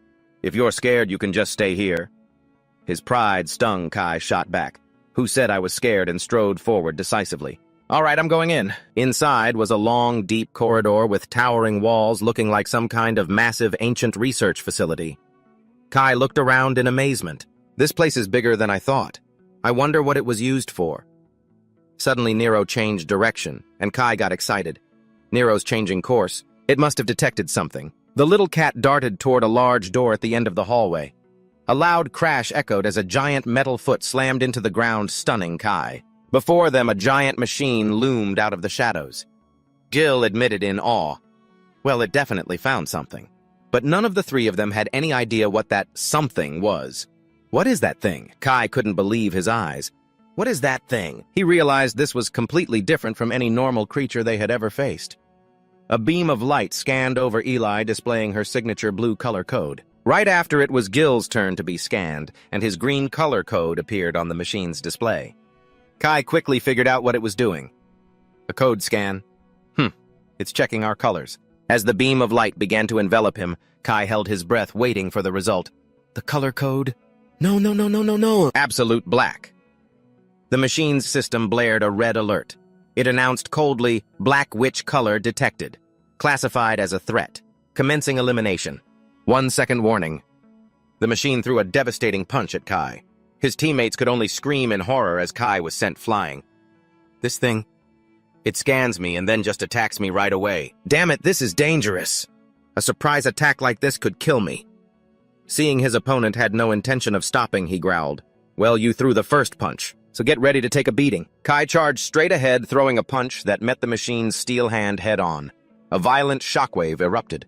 Kai gritted his teeth, withstanding the pressure. "Ugh, how is this thing so hard?" he wondered resentfully. "Just what the hell is this thing? How can it have such terrifying power?" Gil and Eli immediately jumped in to help, but their sharp sword slashes seemed useless against its solid steel armor. Eli realized that even after focusing her color's power, it was like a mosquito biting steel. It doesn't even have a scratch on it. She thought to herself, maybe because the enemy isn't a living creature, my attacks are ineffective. Observing it closely, she spotted an ink core right in the center of the machine's chest, and thought, is that ink inside its core? If that's its weak spot, then that's where we have to attack. Meanwhile, Kai was forced to constantly dodge the enemy's crushing blows. He bitterly realized that his normal attacks were completely useless and wondered how he was going to get out of this mess. In this dire situation, Kai suddenly had the idea to envelop himself in black like last time. However, worried it would consume too much energy, he decided to focus all his power into his fist. A frantic swirl of dark energy coiled around Kai's hand. He put all his strength into a decisive blow. "Go on, scan me again. You just scanned me like I was garbage, didn't you?" The punch landed squarely on the machine's chest, creating an earth-shattering explosion. The energy core shattered, causing the metal giant to fall to pieces and collapse. Overwhelmed by the power of black, Kai panted exhausted after the attack that had consumed so much of his strength while Gil and Eli approached the devastated scene. With a look of astonishment, Kai picked up a strange orb from the wreckage. He realized this core looked completely different from the ones he usually saw, and he thought to himself, "If I take this back to Mary, she'll probably love it." But the brief moment of peace was shattered by Eli's shout. "Kai, what was that power you just used?" She demanded he explain it clearly so she could use it as a reference for their next rematch. Gil also grumbled resentfully. "Hey, if you had something like that, you should have used it sooner. I wasted my color for nothing." Kai could only reply wearily, "How can you complain like you're the victim? It used up so much color last time, so I really didn't want to use it unless I absolutely had to." As they walked on, the group froze when a stone door suddenly opened on its own, shrouded in mystery. Nero kept meowing a warning, making Kai ask nervously, "Nero, what is it? Is there something over there?" He peered cautiously into the thick darkness. "I can't see a thing. It's probably safe, right?" The moment his hand touched the pitch-black surface, Kai recognized the similarity. "It's just like that barrier we saw up above." Suddenly, a huge burst of dark energy erupted, frantically pulling everything inside. The group was terrified. "Whoa, hey, it's sucking everything in," Gil roared. "Damn it! Why did you touch it?" All Eli had time to do was warn everyone. "Watch out!" Piercing screams echoed as all three of them were dragged into the void, swallowed whole. The group fell into the dark space. Jill groaned, "Ugh, now what? This is awful. It's so dark I can't see a thing." As Kai was checking on everyone, Jill looked down at his own hands in shock. My color." He realized the grim truth in a panic. My color. It's gone. Before Kay's eyes was a horrifying scene. Both Jill and Eli had lost all their color, leaving only a bleak gray. Gil trembled, unable to believe his eyes. "What the hell? What the hell is going on?" Never before had they imagined they would become such nobodies. His mind in a complete panic, the director at the Eastern Government Building furiously slammed a stack of reports onto his desk and roared harshly, interrogating his subordinate. "Have you found any trace of that kid yet?" The secretary tremblingly reported that the boy was currently on an exploration mission with Captain Red. He even added that Red had sent a message telling the director not to interfere in matters that weren't his concern, which only made him angrier. The director gritted his teeth, full of apprehension. "Damn it! That's the color black. Doesn't he know how dangerous it is? How dare he bring it onto the battlefield? The color black is something so mysterious. Why was he this afraid of it?" He asserted that even though Red was a true hero, this time his actions had gone too far. The director's fear stemmed from the recent appearance of a monstrous creature in the city, which had sent the council members into a panic, fearing that the Black Wave had begun. He was tearing his hair out, not knowing how to explain the situation, trying to avoid blame while not solving anything in his rage. A sarcastic voice rang out. "Heh, it seems our director is throwing another tantrum today, isn't he?" The girl's teasing broke the tense atmosphere in the office. It was Camellia, captain of the Vanguard squad. She casually advised him to calm down. "Unless you want to end up back in the hospital." Camellia assured him that she understood his concerns, but Red wasn't the type to act without thinking. Camellia believed Red was a reliable protector. And who knows, this dangerous individual might just bring us an unexpected result. She leisurely took a sip of tea and emphasized, "What we need to do now is not panic or worry, but to trust in him." However, the taste of the tea didn't seem to be to her liking, making her grimace. "Ugh, this is awful." The director wasn't faring any better as he watched the sugar cubes spill. He admitted that if Red were here, the worst-case scenario wouldn't happen, but he still couldn't understand how anyone could drink this stuff. He snapped, "Camellia, focus on the conversation." She just chuckled in response. Yeah, I'm not deaf, I heard you." Another one with a strange personality, no less eccentric than her senior Red. Camellia understood the director's wariness of the color black stemmed from his obsession with the Black Witch and the Black Wave of the past. She recalled the painful history when humanity was nearly wiped out by monstrous creatures that plunged the world into darkness, turning it into the Blacklands. Camellia warned that although the city had weathered many waves big and small, Disaster would surely strike again given the recent abnormal appearances of monsters and the one who bears the color black. She argued that they needed to gather as much strength as possible for the future. Camellia advised the director to make use of everything including the color black and to find a more clever way to persuade the council. The director could only sigh wearily. Easier said than done. Looking at Kay's file, the director silently resolved to do his best because who knew in the future? The entire City of Light might have to rely on this kid, because his difference might just be their salvation. Back in the present, in the dark space, a stunned Kay wondered what was happening. He screamed in panic upon realizing all their colors had completely vanished. He turned and demanded to know why Kay was the only one who still had his color. Kay could only think to himself that perhaps because he possessed the color black, he wasn't affected. Meanwhile, Jill and Eli felt their strength completely drained, leaving them utterly exhausted. But Kay felt fine. He realized this wasn't the first time he'd experienced a loss of color since entering this space. A strange sensation enveloped Kay. He focused his mind and began to see a mystical white light appear right before his eyes. Suddenly, countless floating characters appeared around them, along with eerie whispers that echoed through the space. Unable to bear the hypnotic, demonic sounds, they roared for the hidden entity to reveal itself. Instantly, Kay recognized these sounds. They were very similar to the whispers he'd heard before, but they carried a different tone. A bad feeling washed over Kay, making him believe something strange was about to happen. Right behind them, a dark figure with long, flowing hair silently materialized from the void. Kay's eyes widened in terror as he faced the bizarre creature that had just appeared. Gil and Eli were also frozen in fear by its terrifying form. Without any warning, the pitch-black entity suddenly closed in on the group. The three of them, caught off guard by how quickly and unexpectedly it happened, could only stand rooted to the spot staring. It slowly raised a long finger and pointed it directly at Kay's face. The moment that finger touched his forehead, Kay's eyes blazed with a brilliant white light. In utter shock, a massive black and purple vortex suddenly appeared. It swallowed the entire city into the void. Beneath a blood-red sky, giant phantoms and monsters emerged from the rubble, destroying everything in their path. A pitch-black sun reigned high above, surrounded by skeletal monsters with countless watchful eyes. Amidst the chaos, a mysterious girl with stark white eyes appeared. Kay stared, stunned, into the endless void. He subconsciously asked himself, is this my memory, or is this real? Who am I? Where did I come from? 1,000 questions flooded his mind. Then, from within a blinding light, a voice rang out. All right, I shall give you a name. Your name is Kay. The figure urged him, go and find your own color and light. And just like that, Kay snapped awake. He clutched his head, screaming in pain. Ha! The soul-deep agony made him collapse, his breath coming in ragged gasps. Ugh, damn it. What was that vision? It's making me so restless and uncomfortable, but right in that moment of shattered memory, a name suddenly appeared, but it was at the very end of that memory. Behind his two friends, Rumian was also trapped in his own mind, swinging his sword and slashing wildly. Meanwhile, Eli collapsed, clutching his head in agony. Just attack me, you bastards. What did I do wrong? All of you die. Get out of my sight now. I'm sorry. Please forgive me. I won't do it again, I promise. Forgive me, it's my fault, I'm sorry.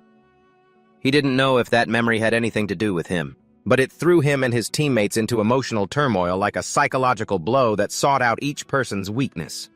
Kay looked at his comrades, worried.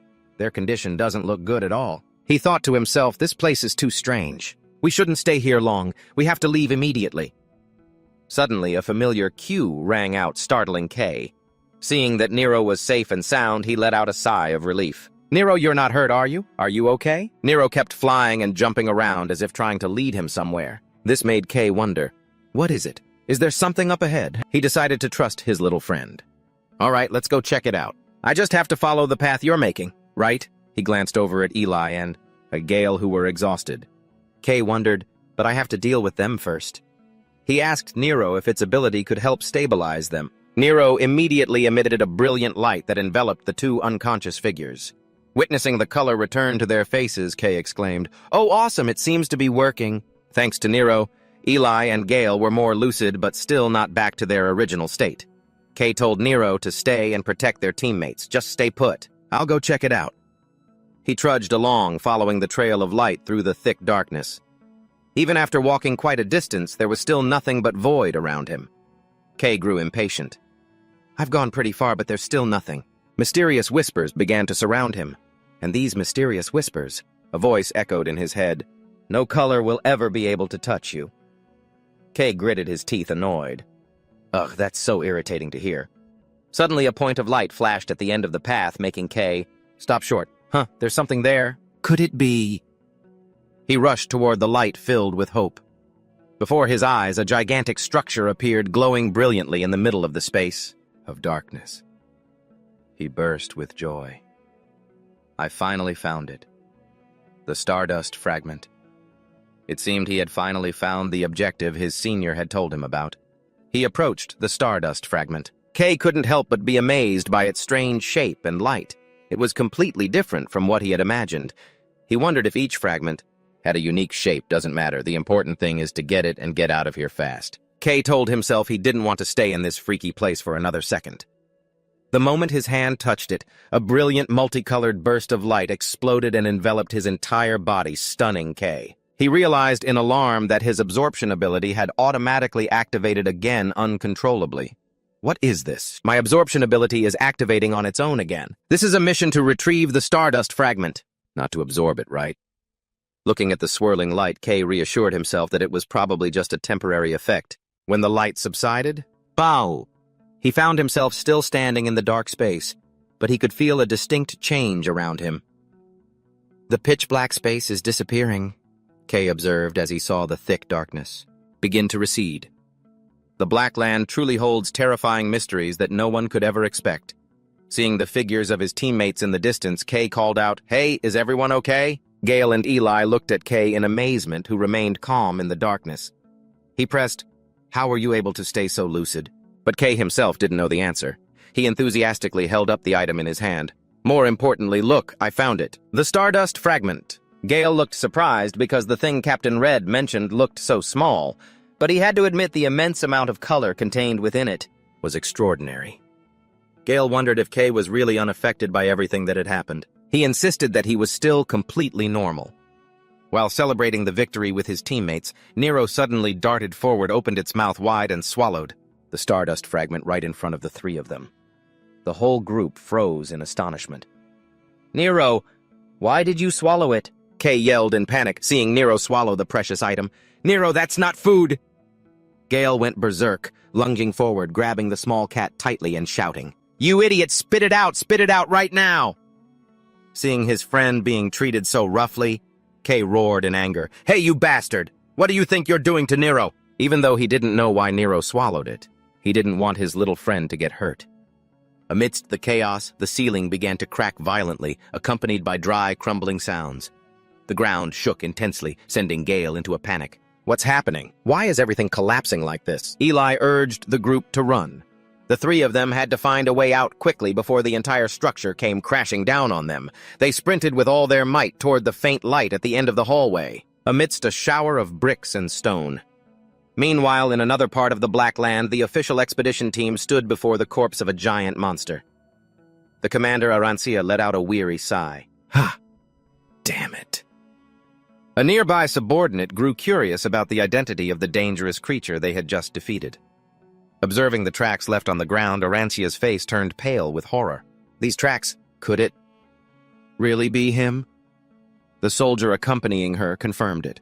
That fighting maniac has truly returned. It's the sword demon, a monster in human form with devastating power. Arancia realized the situation was more serious than she'd anticipated. Their opponent was one of the Black Hands who served under the Black Witch. The mere mention of the name was enough to send a shiver down the spine of even someone like her. The reports about the chaos in the nearby settlements lately were surely connected to the sword demon's presence.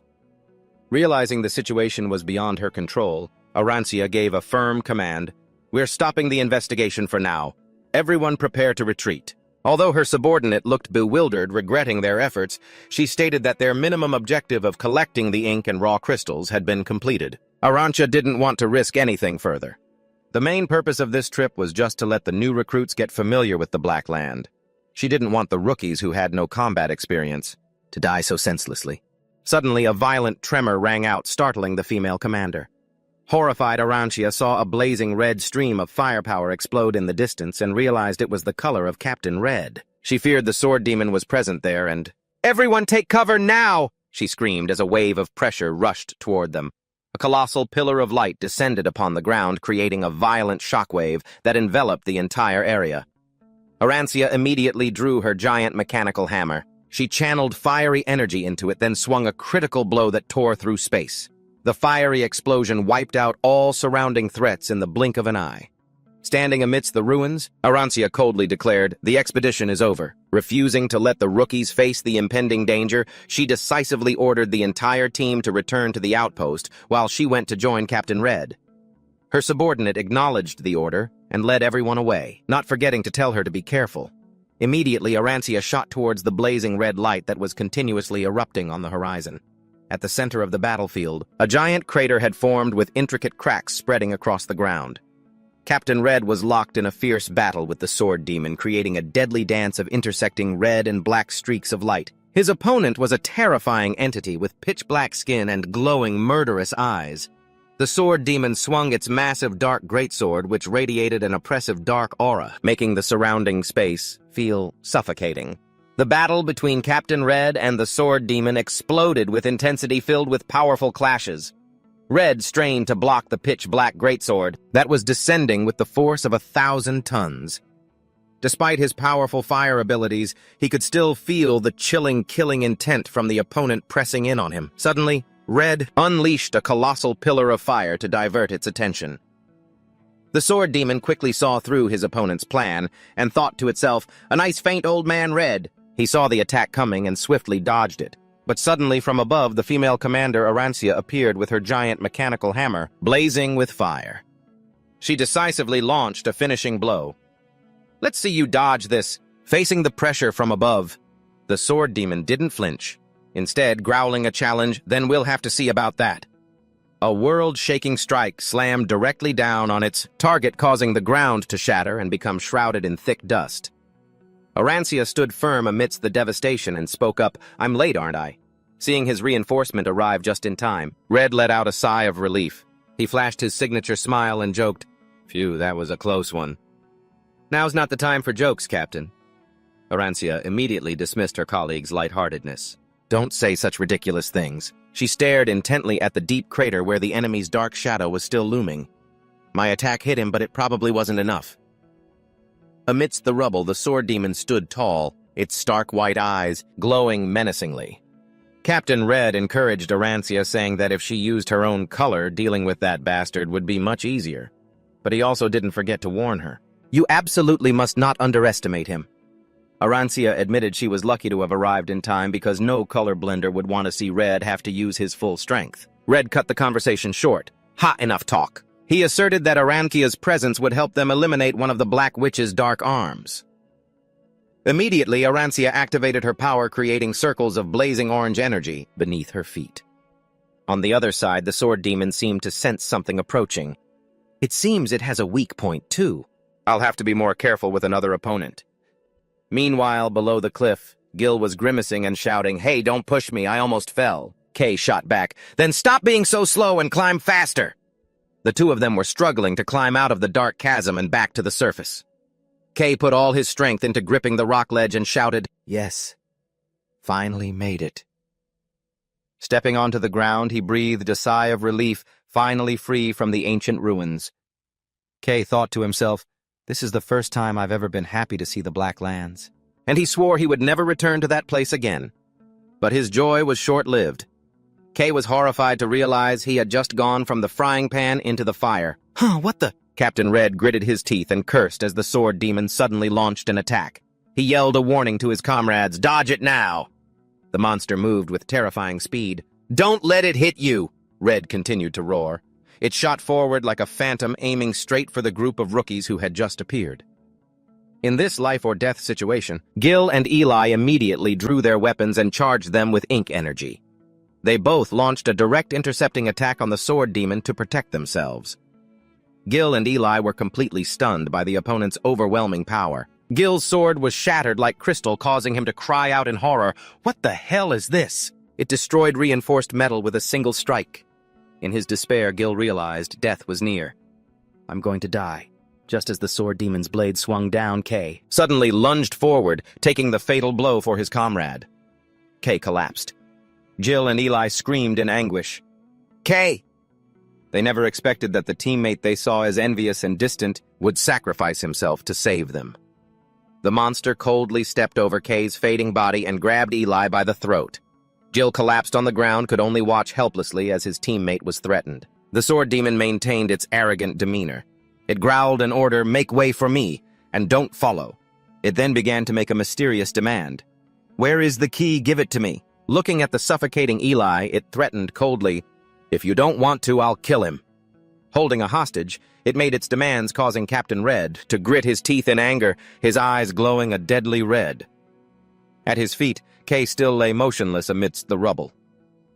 Red panted, stressed, cursing in his head, "This bastard." The situation became an impossible stalemate with Eli's life on the line. The sword demon kept up the pressure. "Decide, quickly." Eli was so terrified she burst into tears as the blade pressed against her neck. However, amidst the rubble, Kay's hand twitched, followed by a pained groan. Arancia roared in fury, "You bastard, what do you want me to give you? What nonsense are you spouting?" As everyone was focused on the confrontation, their gazes suddenly shifted to the space behind the sword demon. Captain Red uttered in shock, "Kay!" Even the demon itself's expression changed to one of horror as it felt a terrifying, killing intent. It trembled, looking at the figure slowly getting up, and stammered, What the hell are you? I thought you were dead and gone." A figure stood tall in the darkness, his entire body enveloped in a swirling dark aura that writhed like shadowy tentacles. He radiated a terrifying pressure, making the space around him feel like it was being crushed. His form was no longer human, but a powerful and fearsome entity of darkness. Rising from the brink of death, the sword demon stared in shock at the dark energy swirling from Kay. He couldn't believe his eyes. Why would a human have a black color? Kay's hand was now completely covered in darkness, emitting a horrifying pressure that made the surroundings tremble. The sword demon was suddenly caught in an immense pulling force. Yanked powerfully backward, Captain Red and Arancia could only stand frozen in astonishment at this transformation. Deep within Kay's mind, an insistent voice echoed continuously. "Come here, right now. Hurry." That sound didn't stop causing him to close in on the sword demon in the blink of an eye. It left the demon completely on the defensive. Witnessing this scene, Red shouted anxiously, "Damn it, Kay! Have you been swallowed by the black—" He couldn't believe the young man before him had transformed into one of the dreaded black hands. Kay's hand of darkness clamped onto his opponent's face, making the sword demon roar in pain.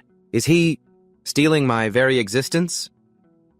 He realized in horror that this wasn't an illusion, but a real power that was devouring his life force. In the thick darkness, Kay's eyes blazed, threateningly fixed on his foe. The sword demon, stunned, realized a terrifying truth. Could it be? So you're the one?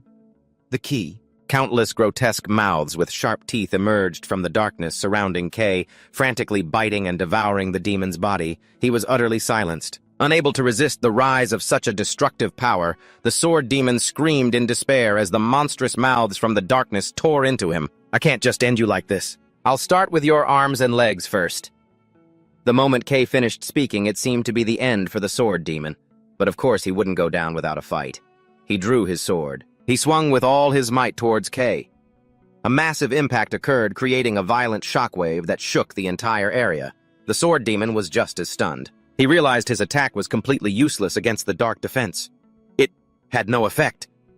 He stood frozen, trembling, watching the terrifying entity slowly approach. Dark tentacles continued to extend from Kay, surrounding the enemy in a deadly vortex.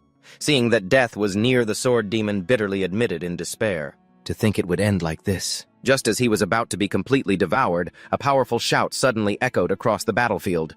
"Look straight at me! What the hell are you yelling about?" Commander Arancia dove down from above, blazing with powerful orange flames. She swung her giant hammer, creating an earth-shattering energy slash, and declared boldly, "It's time for you to die. Got it?" The blow landed squarely on the sword demon's stomach. He calculated inwardly that he had to retreat for now. His most important objective, finding the key, was complete. He saw him suddenly leap away. Arancia yelled in shock. "Huh!" She furiously berated the cowardly demon. "Are you kidding me? You bastard! You cause all this trouble for fun, and the second things go bad, you run for the hills. Great! Now I've ruined all the fun. Haven't I, everyone?" Arancia quickly reported the enemy's escape route to Captain Red. "Boss, he's heading that way." Red immediately determined he had to stop him before he reached the deep chasm. He shot forward at terrifying speed, closing in right behind the sword demon, and spoke coldly, "Hey." Red's eyes, full of killing intent, glared as he questioned, "And where do you think you're going?" His hand tightened around the hilt of his blazing red sword, preparing to unleash a decisive blow. An ultimate technique called Chroma Extinguished Flame was unleashed, striking straight down on the sword demon's position. The powerful slash created a violent tremor, causing the ground to shatter under the immense heat and pressure. The sword demon groaned in pain. "Ugh!" He recognized that power in shock. "That's Chroma." The wound caused by the red flame made his body begin to disintegrate, unable to self-heal. He thought in despair, I can't regenerate." Captain Red calmly declared, "Now we can fight seriously, can't we?" Before his opponent could even recover, he dashed forward like lightning and struck again. A heavy blow sent his opponent flying. He gritted his teeth and threatened, "Next time! It won't end like this," before vanishing into the void. He still hadn't given up on his ambition. "The key will definitely be mine." A shocking explosion occurred as the enemy managed to escape into the deep darkness, with Red watching on helplessly. Arancia eagerly suggested, "Boss, let's go after him," but Red immediately stopped her. "No, stop. It's too dangerous to go any deeper." Arancia looked resentful. "We almost had him." Red looked pensively towards the chasm. "We have no choice. We're not prepared to enter the depths. Even with light support, this is as far as we can go." He felt frustrated that the black land had unintentionally become a shield for the enemy. The group of rookies approached. "Sorry, I only got in the way." Red reassured them, "No, I'm just glad you're all still alive. To face that thing and have no casualties is a miracle in itself." However, his gaze quickly turned to one of concern as he looked toward Kay. "More importantly, what are we going to do with him?" Seeing Kay standing silently in the black mist, Red wondered if he was even conscious. He was secretly horrified, realizing Kay's power had reached a dangerous, uncontrollable level. If he couldn't master his own strength, would he end up hurting those he cared about? That was the most terrifying thought. Suddenly, Red noticed something strange.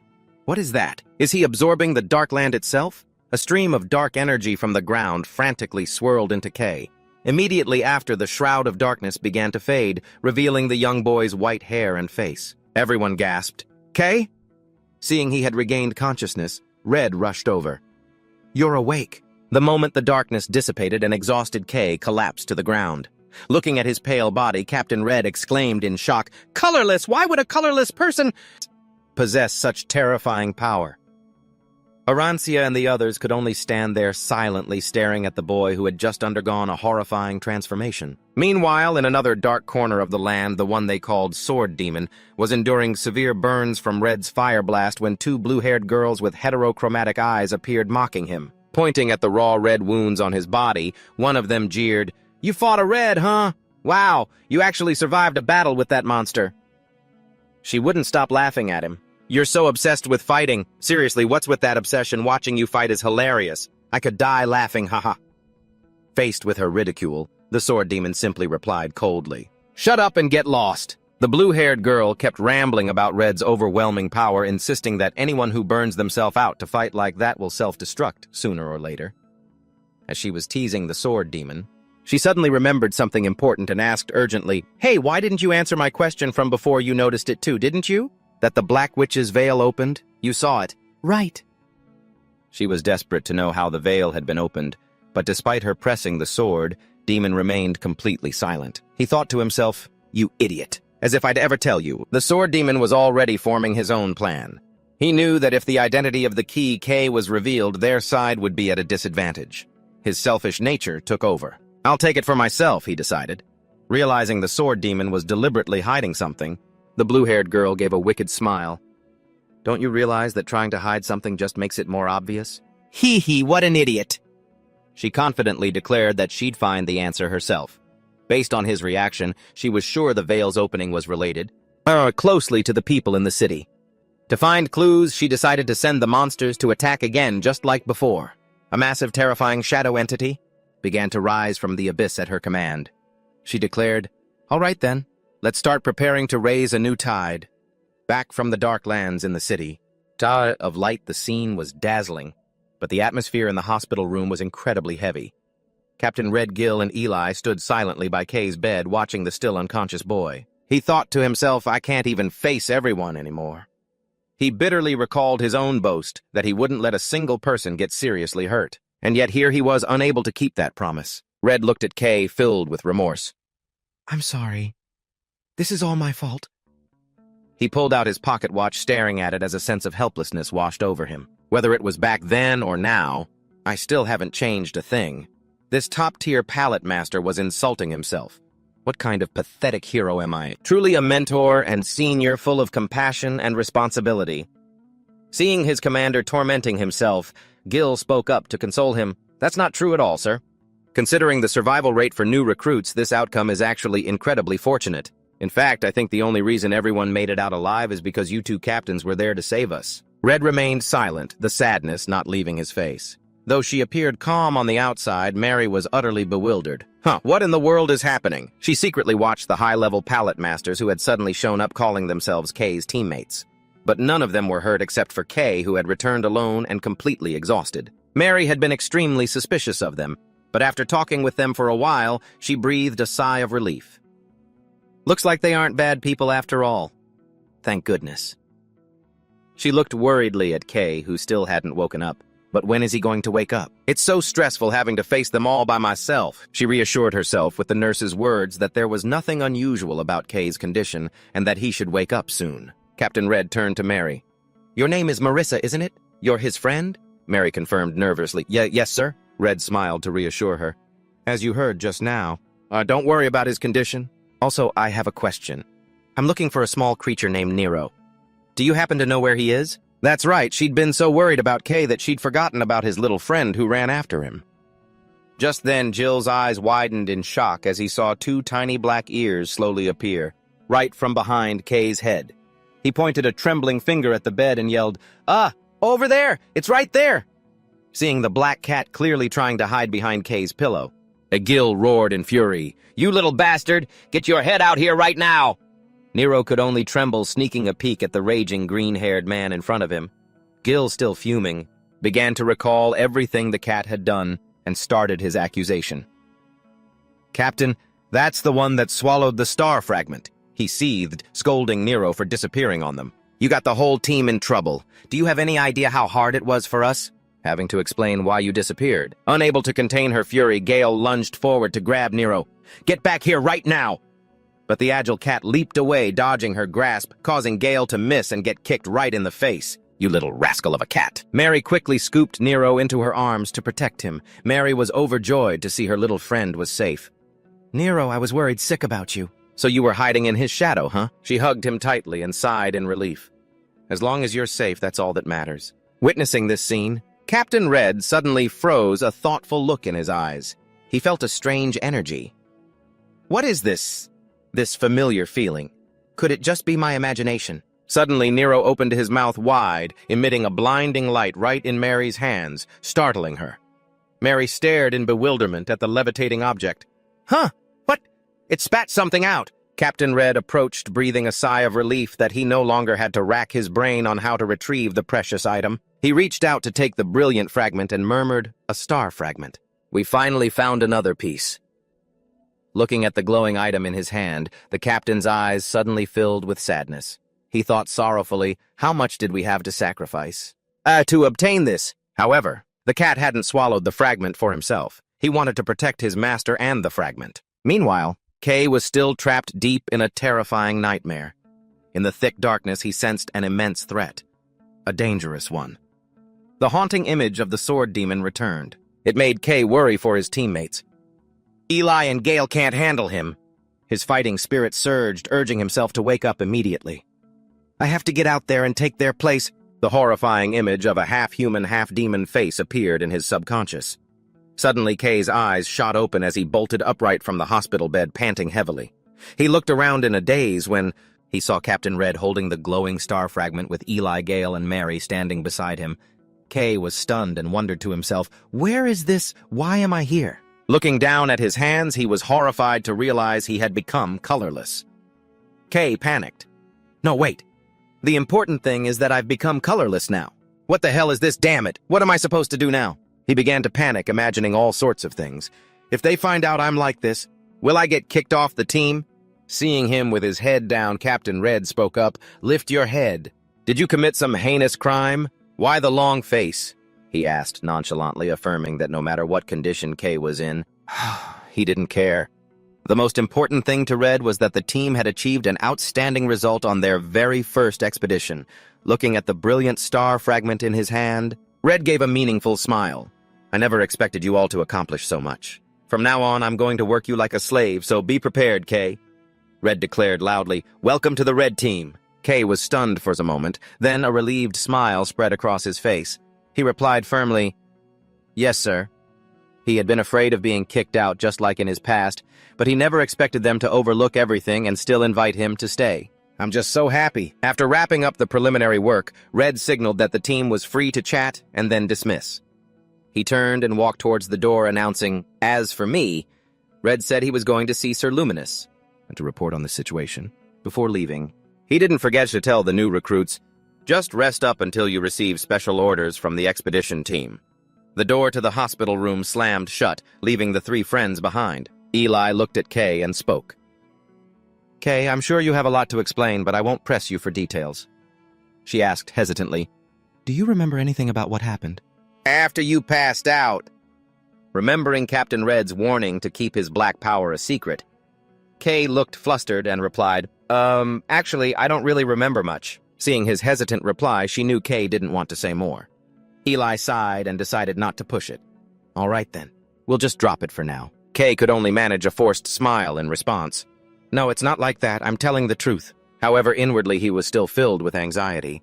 "But still, is there any way to get my black color back?" Seeing her friend's gloomy expression, Mary let out a smug laugh. Humph, don't worry about that. I've already prepared something for this exact situation." She started rummaging through her luggage. "Wait, I put it here somewhere." "Huh?"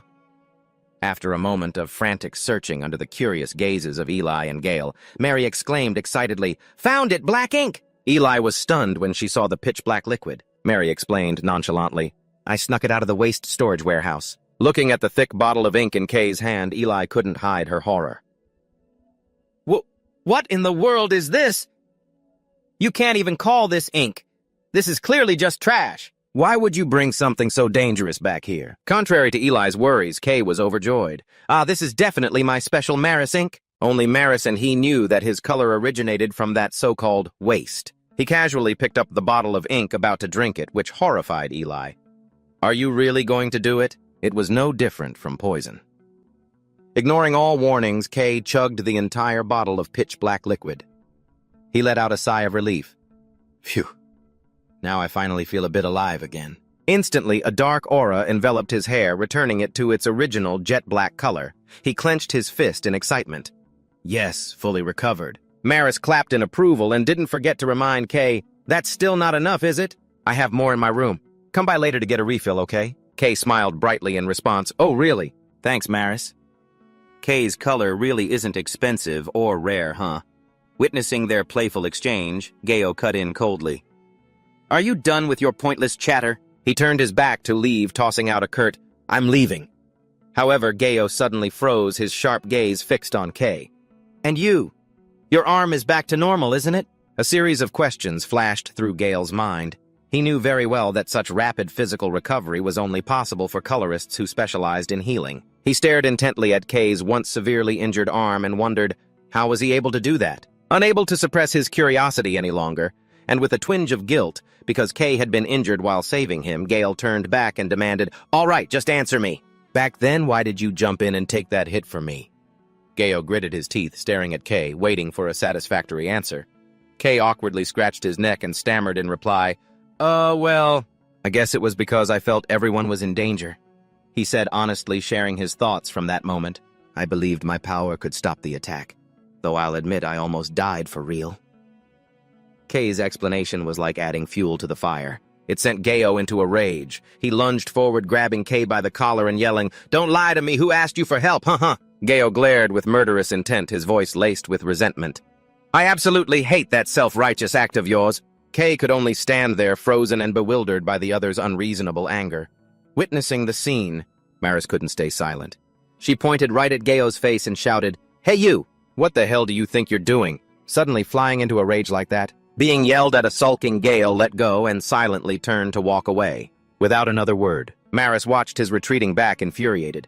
What the hell is wrong with that guy? He's just going to leave without even a single word of apology. Eli, standing beside her, advised her not to worry about it because Gale's personality had always been that disagreeable. After explaining on behalf of her grumpy friend, she also prepared to leave. Well then, if you'll excuse me, Kay replied politely. Yeah, thanks for visiting. Before stepping out the door, Eli didn't forget to mention that her duel with him would be postponed to another time, when it was just the two of them left. Kay turned to his friend Maris. Should we head back? After Maris nodded, Kay suddenly remembered something. Oh, that's right. Maris, I have something I want to show you before we go. Seeing Maris's curiosity, he excitedly recounted how he had defeated a giant mechanical monster while scouting. Kay reached for an item on a high shelf and said with a smile, I thought you'd like it, so I brought it back for you. Ta-da, here it is. It was the energy core of the machine that he had fought earlier. Maris was stunned, looking at the special gift in Kay's hands. This is... Holding the gift, she was delighted and thanked Kay. Even in that situation, he thought of his friend. Meanwhile, in a completely different space, heavy footsteps echoed through a magnificent palace. A lone figure was trudging towards a beam of light. At the end of the brilliant corridor was Captain Red. He walked with a thoughtful expression between giant pillars. Passing through a dazzling gate of light, he entered a solemn sanctuary, where 5 colored ribbons of silk floated magically. Red spoke calmly, I have returned. In response to his words, a gentle and pure female voice echoed throughout the space. Ah! The mysterious woman with beautiful long white hair smiled in welcome. Come in. I have been waiting for you. You're just in time. Red stood before her full of confidence. It's been a long time since I had good news to report to you, milady. He gave a smug smile and declared, Just as you predicted, we can now open the curtain of the dark witch, Lady Luminous. Luminous looked at him with her deep, powerful blue eyes. Exuding the otherworldly beauty of a god at Mary's workshop, the atmosphere suddenly became incredibly excited. Mary intently examined the metal core her friend had given her. The more she looked, the more amazed she became. Exclaiming, Damn it! I can't believe it! She yelled in amazement. I've read about this in books. This is definitely technology from an ancient civilization. Mary explained that it was a device that used ink as fuel. Although it sounded ordinary, its efficiency was absolutely incredible. She couldn't stop praising it. Just a little bit of faded ink has been able to keep a golem running for this long. Their technology is truly astounding. In contrast to his friend's excitement, Kai looked skeptical. To me, it doesn't look any different from a normal energy core. Is it really as special as you say? Mary immediately retorted, Of course it is. She explained that even the most renowned pioneer teams rarely find these in the ruins. If they're lucky, they might see one a year. Mary's eyes grew dreamy. As she imagined a world filled with lost ancient technology, the ever-practical Kai suggested, So, it's extremely valuable, huh? If it's an antique, we could sell it for a fortune. Just as he teased his friend about turning it into cash, Mary erupted in fury. She shouted, You're such an idiot! People who don't understand technology always spout such nonsense. She asserted that a true technician like herself would never waste a research opportunity just to make money. Mary was resolute. Of course I'm going to take it apart and study it. Why would I ever sell it? A confident smile returned to her lips as she promised. All right then. You just wait and see. Ideas are already flooding my mind. I'm going to build a perfect set of equipment just for you. The metal orb captivated her in a strange way. No longer paying attention to anything around her, she began muttering calculations.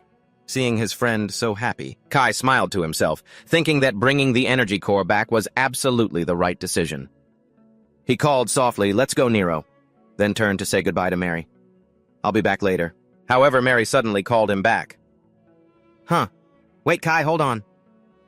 Her face turned serious as she revealed, I just remembered. Someone's looking for you. Kai was bewildered. Me? Mary recounted what happened when she went deep into the Shadow District to find recovery ink for him. Mary recalled the moment she was stopped and questioned by strangers she had never seen before. At first, she thought they were just thugs from another area, but the truth was much more frightening. But they knew exactly who we were and approached me directly, Mary recounted. A mysterious man in dark sunglasses asked her directly, You're Mary Kai's friend, right? He coldly stated his purpose. We want to meet the one who carries the black ink that people have been whispering about lately. Sensing a bad premonition, Mary immediately ran away. Hearing this, Kai became extremely worried. "Mary, that's dangerous. I told you not to go into that area alone. It's a good thing you weren't hurt and managed to get away. Can you believe how reckless this friend of mine is?" Mary replied in a low voice. I know, but this was an emergency. Mary anxiously warned Kai. If you see those suspicious people again, don't get involved with them. Kai nodded in confirmation, then said goodbye to his friend to head home. Walking down the street, he thought to himself that although he was a little worried, this area was quite safe, so nothing major would probably happen.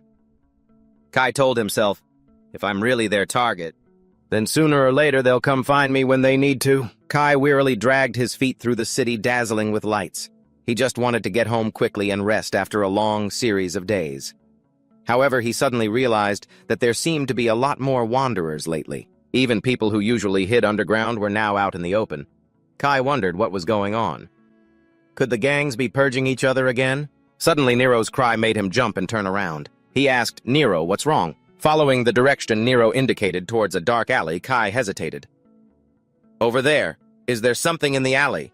He reminded his little friend that going deep into the Shadow District was very dangerous, but Nero kept urging him in that direction. He had no choice but to give in. All right. We're going in right now." Kai believed that Nero's intuition was always accurate, and there was definitely something hidden inside.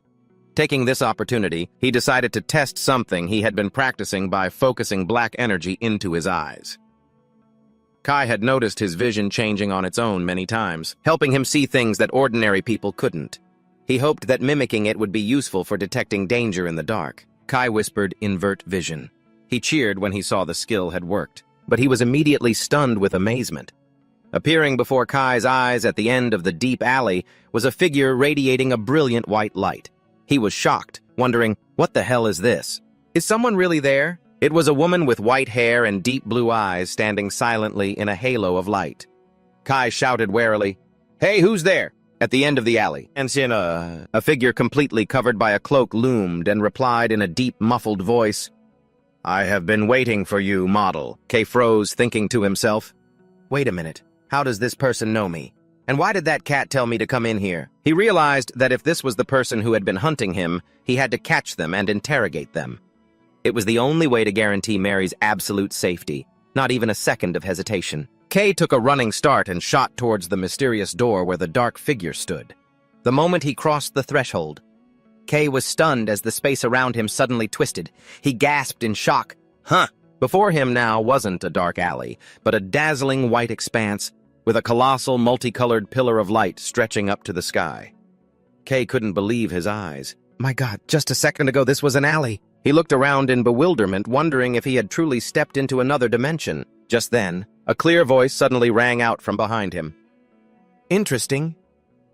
The voice continued to echo, "I didn't intend to reveal myself this soon."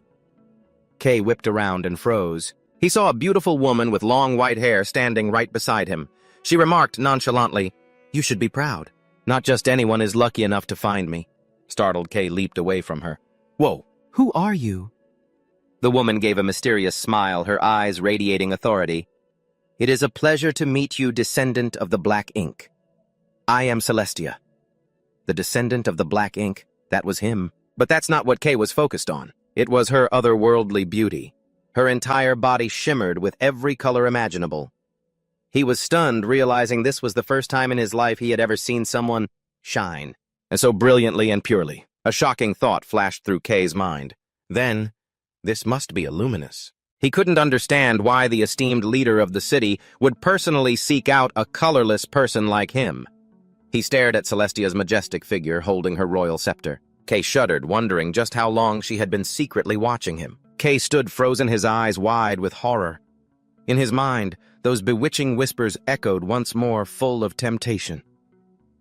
"That light, I want it. Devour it." Countless invisible hands of shadow reached frantically for the radiant Celestia as the mysterious voice roared, urging him on. "Closer! Devour that light." Instantly, Kay's entire body began to tremble. His face was completely consumed by shadow, emitting a terrifyingly cold aura as he began to lose control of his body, witnessing this. Celestia couldn't help but be surprised. He's suddenly being consumed by blackness. How strange, I haven't done a thing. Even though Red had told her about it, seeing the boy being so deeply consumed by the darkness, and yet still surviving, astonished her. Celestia realized that Kay hadn't turned into a dark witch. This suggested some kind of mysterious connection between them. She thought to herself, some council members want him eliminated, but I don't. Celestia affirmed this, her multicolored eyes gleaming. She valued Kay's potential to resist being consumed by the darkness and incredibly precious ability for protecting the city. To her, one shouldn't be a perfectionist about methods. If Kay could harness the power of darkness, then so be it. Celestia gripped her scepter, unleashing a blinding flash of light. Great achievements only come to those who dare to take risks. So for now, let's just have a little chat. The light from the scepter jolted Kay back to his senses. He collapsed, gasping for breath in exhaustion. Ha! Ha! Damn it! That voice! It was clearer this time than ever before. Celestia's curiosity grew. She pressed him. Was that the voice of the Dark Witch? Kay could only shake his head. I don't know. They're just really strange whispers. Seeing how tense he was, Celestia laughed reassuringly. I only wanted to meet you because Red mentioned you, she continued gently. Incidentally, on behalf of the city. I wanted to thank you, Kay asked blankly. Huh? What do you mean I don't remember doing anything for the city? Have you forgotten you're the one who retrieved the star fragment? But Kay had no idea how important that fragment was. Kay stared blankly at the brilliant star fragment in his hand. She explained, Few people understand what this fragment truly means to our city, and anyone who can bring back such a precious light deserves our most profound thanks. Kay hesitantly replied, But that was also thanks to Sir Red's team. Celestia cut him off. Ah, you mean it was the achievement of Coach Red's entire team? Is that it? I'm aware. But what's important is, you were the one who opened the Dark Witch's barrier. Her eyes gleamed with a mysterious light as she asked, Do you understand how significant that is? Because not even a luminous like myself has ever been able to do it. She stressed that only the witch herself should be able to open that protective barrier. Celestia revealed that the star fragments are scattered all throughout the Darklands, but most of them are sealed behind that barrier. Our constant battle with the shadow creatures is a fight to reclaim them. And until now, the city has only managed to collect the few fragments that were left out in the open. Kay, looking puzzled, replied, I see. But why are you explaining all this to me? I don't even know what those fragments are for. Well, if you're not curious, you still have to explain it to us, don't you? Kay wondered why both Captain Red and Celestia valued them so much. Celestia realized she should have said this sooner. Instead of explaining, it would be clearer for him to see it with his own eyes. She warned Kay not to tell anyone, as only a few people in the entire city knew about this. A blinding flash of light exploded, enveloping the space, stunning Kay. Whoa, the space just changed! Celestia reassured him that this was just her private quarters, and Kay was the first person to ever witness it. She held the star fragment high, telling him to look closely. Light erupted from the darkness as a giant pillar of light shot out from the fragment, creating an earth-shattering pulse of energy. It aimed straight for the horizon. Kay's eyes widened, frozen by the unbelievable sight. He realized with a shock that the land which had been dark for 1,000 years was being forcefully pushed back by that stream of light. Now he understood. They needed the star fragments to push that darkness further away. Extra urgent news here. The newsboys' cries echoed through the streets, heralding a new dawn for the metropolis. People poured into the streets, stunned by the news about Lord Luminous. He had driven back the Dark Zone and reclaimed territory. The crowd buzzed non-stop. So that light yesterday was Lord Luminous. They couldn't believe their eyes, considering it a miracle. It helped humanity reclaim its territory after 15 years. People believed that as the territory expanded, the city would be safer from the monsters, even though they were curious about the identity of this rarely seen savior. But everyone understood that he had to guard the Dark Zone to protect the city's light. This event opened up countless new opportunities, promising abundant resources and ink from the lands that were just liberated. The great clans began to stir, forming new vanguard teams ready to invest to seize the largest share of the benefits. Amidst the city's commotion, Kay sat quietly in his room. He contemplated what he had experienced yesterday. He recalled the brilliant image of the God of Light, and a question echoed in his mind. Now he understood the meaning of finding those star fragments, and how important they were to the people. Celestia explained that the star fragment Kay's team brought back could do many things, and was truly extraordinary. But she also issued a serious warning. You must be careful. The demons are also eyeing this area. If they find out about your power, they will surely hunt you to the ends of the earth. The image of the dark sword demon appeared like a reminder of the ever-present threat. Nevertheless, Celestia affirmed that the city would always protect Kay from their attacks. She expressed regret that the city was currently pouring all its resources into survival. So, I can't give you much more. Celestia emphasized that she herself had to focus on preventing the dark zone from encroaching, so she couldn't be away for long. She looked straight into Kay's eyes. She reminded him, "You are special. Many will both fear and want to exploit your power." She promised to try to prevent bad things from happening before they occurred, and she encouraged Kay to continue being a colorist in his own way. After ordering Kay to return, Celestia smiled. "It was nice talking with you." But just as he started to leave, she suddenly exclaimed, "The reward for the red team, I forgot to prepare it." Kay froze, completely stunned. "Wait, so all I get is a thank you?" It's time to get to work. After resting for a full day, Kay wondered what he should do next. He suddenly thought of Mary. She must be struggling since her ink reserves were nearly depleted. Since he had some free time, Kay counted the little money he had and came up with the idea to go mining like in the old days to earn some extra income. A colorist walked down the street, and he stopped in front of a magnificent ancient-style building. He marveled to himself, never expecting to set foot in here one day. This was the Gathering Center, where famous colorists often met. Back when he was a colorless, Kay didn't even dare to come near this place. But now he could walk in with his head held high as a true colorist. As soon as Kay appeared, the atmosphere around him suddenly buzzed. All eyes turned to him with curiosity. "Hey, what's that?" It was his first time appearing here as a colorist, but his color was a bit strange to them. Whispers and murmurs echoed through the hall. "That black shadow. Is he the wielder of black?" Someone else confirmed it. "That's right. He's the first person to wield the color black." Another person seemed hesitant. "Really? The closer you look, the more unsettling he is." The crowd kept discussing Kay's strangeness. Some even felt uncomfortable and wondered what the Dawn team was plotting. They were curious about the true power of Black and recalled his great achievement during the last expedition. Rumors that Kay was about to be officially rewarded by the Vanguard team also began to spread. This made everyone wonder even more how he had caught Lord Red's eye. From above, a young man with brilliant red hair watched Kay's pitch-black figure with amusement and exclaimed, "Wow! Completely black. How unusual." Hearing them describe him as pitch-black, "It just makes me think of a crow, you know, heh." A woman standing behind him immediately reminded him, "Stop acting like such a child. Go take your seat." He just chuckled, admitting he was just curious to see what kind of person Lord Red had chosen. The red-haired man turned to ask Arancia, who was standing by the window. "Hey, Arancia, you were at the scene too. What do you think?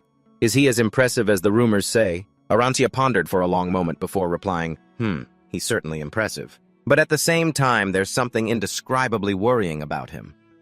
The haunting image of Kai being swallowed by darkness flashed through her mind. Arancia was certain. She needed to keep a closer eye on this young man. Her comment only made the red-haired man more excited and curious about the black color user. Meanwhile, in the vast hall, Kai continued to walk on alone. He ignored the whispers about him. After all, his color was indeed strange to everyone. Kai walked up to the Gathering Center's reception desk full of expectation. The receptionist greeted him with a bright smile. "Hello, is this your first time at the Gathering Center?" Kai nodded. "Yes. Are there any jobs that would be a good fit for me? I'd like to give it a try." The receptionist handed him a form and added, "You haven't received your official emblem yet, have you? Please fill in your information here." She explained that new palettes could only take on low-risk missions like digging for ink or defeating small monsters. Kai's appearance immediately caused those around him to start whispering maliciously. One person sneered, "Look at that color. It's disgusting." Another asked doubtfully, "How can black even be a color? Is that guy even human?" Someone else was even harsher. "He looks like a monster.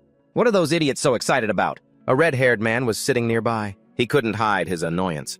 When asked for his opinion, he just growled. The red-haired man's jealousy was plain on his face, his eyes glued to Kai's back. His gaze was filled with hostility. "That black-haired bastard is a real eyesore." He'd been feeling resentful ever since Kai was assigned to the recent exploration mission. In his eyes, Kai was just some lucky kid who caught the attention of the higher-ups, which was the only reason he could act so smug. He couldn't accept a rookie with zero experience daring to show his face around here looking like that. His anger erupted. He shot to his feet and yelled to his cronies, "Hey, everyone! We can't let that disgusting color pollute our city, can we?" He riled up the group. "Let's go purify it now." Stirred up by his words, those who already disliked Kai agreed one by one and went off to find him. Meanwhile, in a dark mine, Kai was busy with his mining work. He cheered excitedly as he found the glowing stones. Yes, another haul. Cradling the rare, raw ink in his hands. Kai and Nero couldn't help but feel proud. This is the first time I've ever gathered so much. He was surprised since he'd heard that mining output had been dropping lately. Kai silently calculated, whether it's used for fuel or weapons, this ink has to be worth a lot. He smiled. He was happy thinking about his friend's reaction. Moran will be so pleased. Then Kai focused his power, activating his special eyes. He told himself, thanks to these eyes gathering, resources will be much easier. With the ability to see through the dark, he affirmed, no matter how dark or difficult it is to see, with these eyes I can see everything perfectly. His eyes were like a mineral scanner as he looked towards the shimmering veins of light in the darkness. Kai also silently reminded himself that while this skill was very useful, it consumed too much color energy to be maintained for long. Kai looked at Nero and said, "Looks like you don't need to step in just yet, huh, Nero?" The cat simply replied with a meow. Looking at the bags of raw ink he'd harvested, Kai thought to himself, this went way faster than I expected. If I head back this early with such a big haul, I'll definitely draw a lot of attention. I should find something to kill time before I go back. He picked up a crystal and had an idea. While I'm at it, maybe I should try practicing with the power I've been saving up. Kai began to analyze. First, my main ability, ink absorption. I have to make direct contact to use it. Sometimes I even lose control and absorb things without meaning to. If I'm thinking about the future, I have to master this power. To kill time, he decided to work on overcoming this weakness, and perfect it. Kai marveled as he held a blue stone in his hand. Wow, the quality of this is incredible. The color is so bright and radiant it must be expensive. But as soon as he touched it, a stream of dark energy from his hand suddenly erupted, swallowing the stone's color. Kai yelled in a panic, "Whoa, wait, stop, this one's expensive." In the blink of an eye, the precious stone had turned completely pale, much to his dismay. Don't just act recklessly out of insecurity, so annoying. Despite his regret, Kai realized something important. But I think I just figured something out. The brighter and more vibrant the color, the easier it is for my power to go wild. Especially when I hear those strange whispers. It gets even worse then. I'm lucky I finally figured out the cause. I've been provoked by that sound time and time again. Now I get it. He reminded himself, this time I have to stay calm. I can't let it control me. Is the color I absorb just a mixture that turns into black? Kai began to reason. Each color must have its own characteristics. Let me try using it differently. Black is supposed to be the combination of all colors, right? Maybe I can use every color just like Sir Lumos. Let's picture it. Red, like leader red. Was this the feeling? He started to recall what his senior had done and emulated it. A warmth as if it was burning through his entire body. A blazing red stream of fire energy began to gather in Kai's hand, but then it quickly vanished, surprising him. This is way harder than I thought. But Kai wasn't discouraged. All right, you can't be a pro from the start. Stay determined. I practiced until the sun went down. Just like that, he sat alone at the ore field, training diligently late into the night. Only then did Kay wearily haul the heavy sacks of ore back. As he walked, he wondered to himself, was I a bit too hard on him? Suddenly, a mocking voice called out from ahead. Huh? The 1,000-year-old turtle finally decides to show his face, eh? Kay froze when he saw 4 figures blocking his path. The red-haired one stepped forward with a sinister smile. Never thought I'd run into the city's famous celebrity.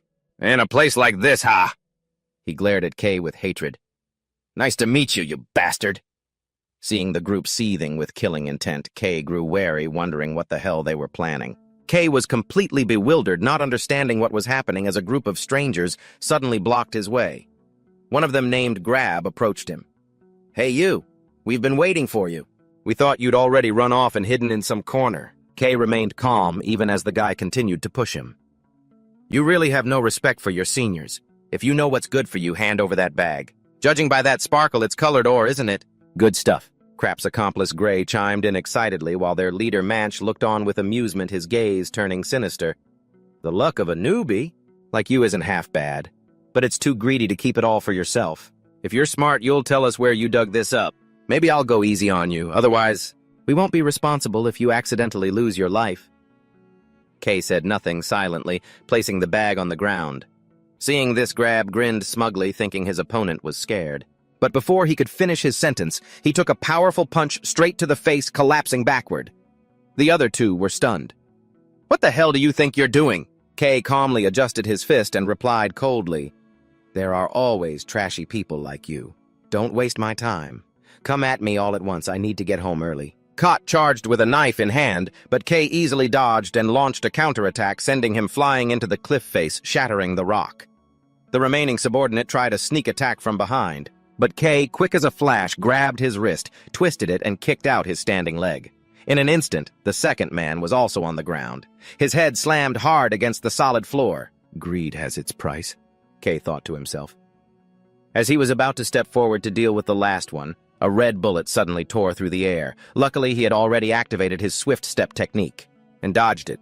I would have been toast otherwise, folks. It left a deep hole in the cliff wall, a long-range gun. Match stood there, the barrel still smoking. Heh, you dodged it, huh? Too bad. I was planning to take you out in a single shot. I've heard about you for a long time. The guy with the black color, backed by the first controller of the dark element. I'm disgusted by your kind of color. I have changed my mind. Today, you die. Munch fired continuously. Kay dodged while using his footwork to close the distance, but every time he was about to strike, the guy would shoot the ground, creating crystal blocks in his way. Manch boasted, "My blood is crystallization. I can create rubies and bloodstones. Combined with this gun, my bullets are infinite. How can your trashy black color compare to me?" Kay took cover behind a rock, breathing deeply as a dark aura began to emanate and surround his body. He recalled his previous reckless encounters and understood that if he only defended passively, he would soon run out of energy. Just then, the subordinate he had just defeated suddenly rushed forward and held Kay tight, yelling, "Boss, shoot, I've got him!" Manch didn't miss the chance and pulled the trigger. The bullet pierced Kay's mind, but instead of collapsing, Kay remained standing with only the dark aura on his forehead swirling. He had absorbed the bullet. Manch was horrified. "Impossible, I shot him right in the head." Kay slowly brushed the dark mist off his body, his gaze sharp. "Are you done shooting?" "Now it's my turn." The red-haired leader was stunned to see Kay completely unharmed after a direct hit. "Hey, stop joking around. You were hit by my armor-piercing bullet. So how are you still standing there like nothing happened? No way." He reassured himself that Kay was just putting on a brave face to hide his internal injuries. "You're just pretending to be tough, aren't you? That's an old trick. You think you can fool me with that? Even if you could block it, I bet you're a complete mess on the inside." Meanwhile, Kay realized his situation hadn't changed at all. As long as his opponent has a weapon, he would just be a shooting target for him. Even though his bullets were no longer a threat, he understood he needed a more effective plan of attack. The air was tense. Kay silently assessed his current power. "This is consuming a terrifying amount of color. It uses up way more than what I absorb." He told himself, "If I use it recklessly, my color will be depleted in an instant. I need to prioritize dealing with this annoying opponent first." Wanting to close the distance easily, Kay decided to try a new trick. He reached his hand towards his opponent and said, "Well then, shall I give it a try? I'll just borrow this for a bit." The red-haired man was confused. "Huh?" Kay continued coldly, "Yeah, that ability you just used. I feel like trying it out myself." Immediately, the dark energy from his palm began to contract and compress into a sharp form that looked like it had just gone through a faulty copy-paste job, but it still ran smoothly. A spear pitch black and thick with energy appeared, shocking the leader to his core. What the— Kay was incredibly excited to see that he had actually succeeded. "Oh man, I actually did it. Before, all I knew how to do was throw punches blindly, but with this could cover my weakness." He realized that by observing his opponent's crystallization ability just now, he had grasped a little secret to controlling his own color at will. Kay smirked with a challenging smile. "Anyway, thanks for that. You taught me a fun new trick." He swung the black spear forcefully, sending it flying at a terrifying speed. The red-haired man panicked and yelled, "Again, you bastard!" He frantically unleashed a barrage of bullets in desperation, but Kay used the spear to swat away every attack and close in on his enemy in an instant. Kay sneered at his opponent's helplessness. "I told you it was useless." He brandished the pitch-black spear and challenged, "Since we're fighting anyway, how about you be my sparring partner for a bit?" Kay shot up into the air and brought a heavy blow down onto the ground, terrifying the red-haired man. "How could this be? How is this possible?" The leader realized with a shock that Kay was simulating his own attack. "He's copying my moves exactly." Kay excitedly thought, how about I try transforming it a little? He morphed the dark energy into a giant blade, then swung a fatal blow that shattered his opponent's weapon, leaving him frozen in astonishment. His expression could be turned into a meme. When you realize you just taught the boss how to beat you. Looking at the pile of scrap metal at his feet, the red-haired man was in despair. No way. My custom-made gun. He couldn't believe the weapon he had poured his heart into was shattered to pieces with a single slash. He trembled, wondering if the color black held some mysterious power he didn't know about. Seeing Kay silently approach him, all he could do was scream in fear, This isn't normal at all. You freakish monster!" Kay panted, clearly feeling the exhaustion. "Man, that was tiring. This ability drains a crazy amount of energy. Just using it once did this to me." However, he was still satisfied with the destructive power it brought. Looking at his enemy who had lost all his weapons, Kay said mockingly, "Now what are you going to do? You don't have a weapon anymore. If you've got nothing else, you can just charge in and fight me with your bare fists." Though I know even that would be useless. His pride wounded, this red-haired man furiously erupted with blazing energy. "Don't get so cocky, you bastard!" The red-haired man roared maniacally as a series of fiery red crystal pillars suddenly burst from the ground. He shouted, "You saw me shooting my gun and thought that's all I could do, huh?" He asserted that his color could create both rubies and red iron ore, and even without a gun, he was strong enough to finish Kay. With eyes burning with killing intent, the leader charged forward like a wild beast. Along with a powerful attack, his aura flared up violently, looking as if he had just activated max-level rage mode after being cornered. He unleashed a storm of sharp crystals. They were aimed straight at his target. The relentless assault forced Kay to constantly retreat to defend himself. The powerful impact of the ruby shards created dazzling explosions, right next to Kay's body. In that perilous moment, Kay concentrated his dark energy, forming a pitch-black shield that enveloped his arm. The solid shield of darkness completely blocked the red-haired man's crystal storm. Not stopping at defense, Kay used the power of his black color to crush the incoming crystal masses. He shot through the sea of blazing red energy, closing in on his opponent at an incredible speed. Witnessing his enemy break through his attack, the leader's eyes widened in horror. Before he could even regain his senses, Kay was right in front of him, with a fist fully charged with power. The distance was closed in an instant. A devastating punch slammed straight into his stomach, making the red-haired man cry out in pain. "Ah!" Kay coldly grabbed him by the collar, lifted him up, and then forcefully slammed his opponent onto the ground. Completely subdued by Kay's overwhelming power, the leader was pinned to the ground as Kay coldly asked, "Have you given up yet?" He emphasized that this was the end he brought upon himself, so he shouldn't blame anyone. The red-haired man was stunned by the terrifying strength of a rookie. He felt that Kay's very existence had completely defied common sense. He trembled and screamed, calling Kay a disgusting monster because of the black color he was using. He insisted Kay's power was completely abnormal and not human. In his eyes, everything about him was freakishly terrifying. He mockingly asked if Kay ever found himself strange, to be carrying such an unlucky black color and still be able to live so carefree. He laughed like a madman and declared that Kay was just a monster in human skin. Faced with these insults, Kay remained silent. His gaze turned sharp, cold, and full of pressure. He tightened his grip on the leader's collar, making him sweat bullets in fear. Kay's eyes glowed as he stared down his opponent, like a predator observing its pathetic prey. Suddenly, Kay let out a mocking laugh. He realized that the opponent who had seemed so dangerous a moment ago could now only resort to trash talk. Kay stated that he now understood his thoughts perfectly. He gripped the red-haired man's neck tightly and declared that if he was so interested in his power, then he would show him everything. The leader panicked, unable to comprehend Kay's intentions. It was like accidentally clicking "View Boss's Full Power" with no back button. Kay coldly spoke of fairness. Since his opponent coveted what he had the right to take what they had.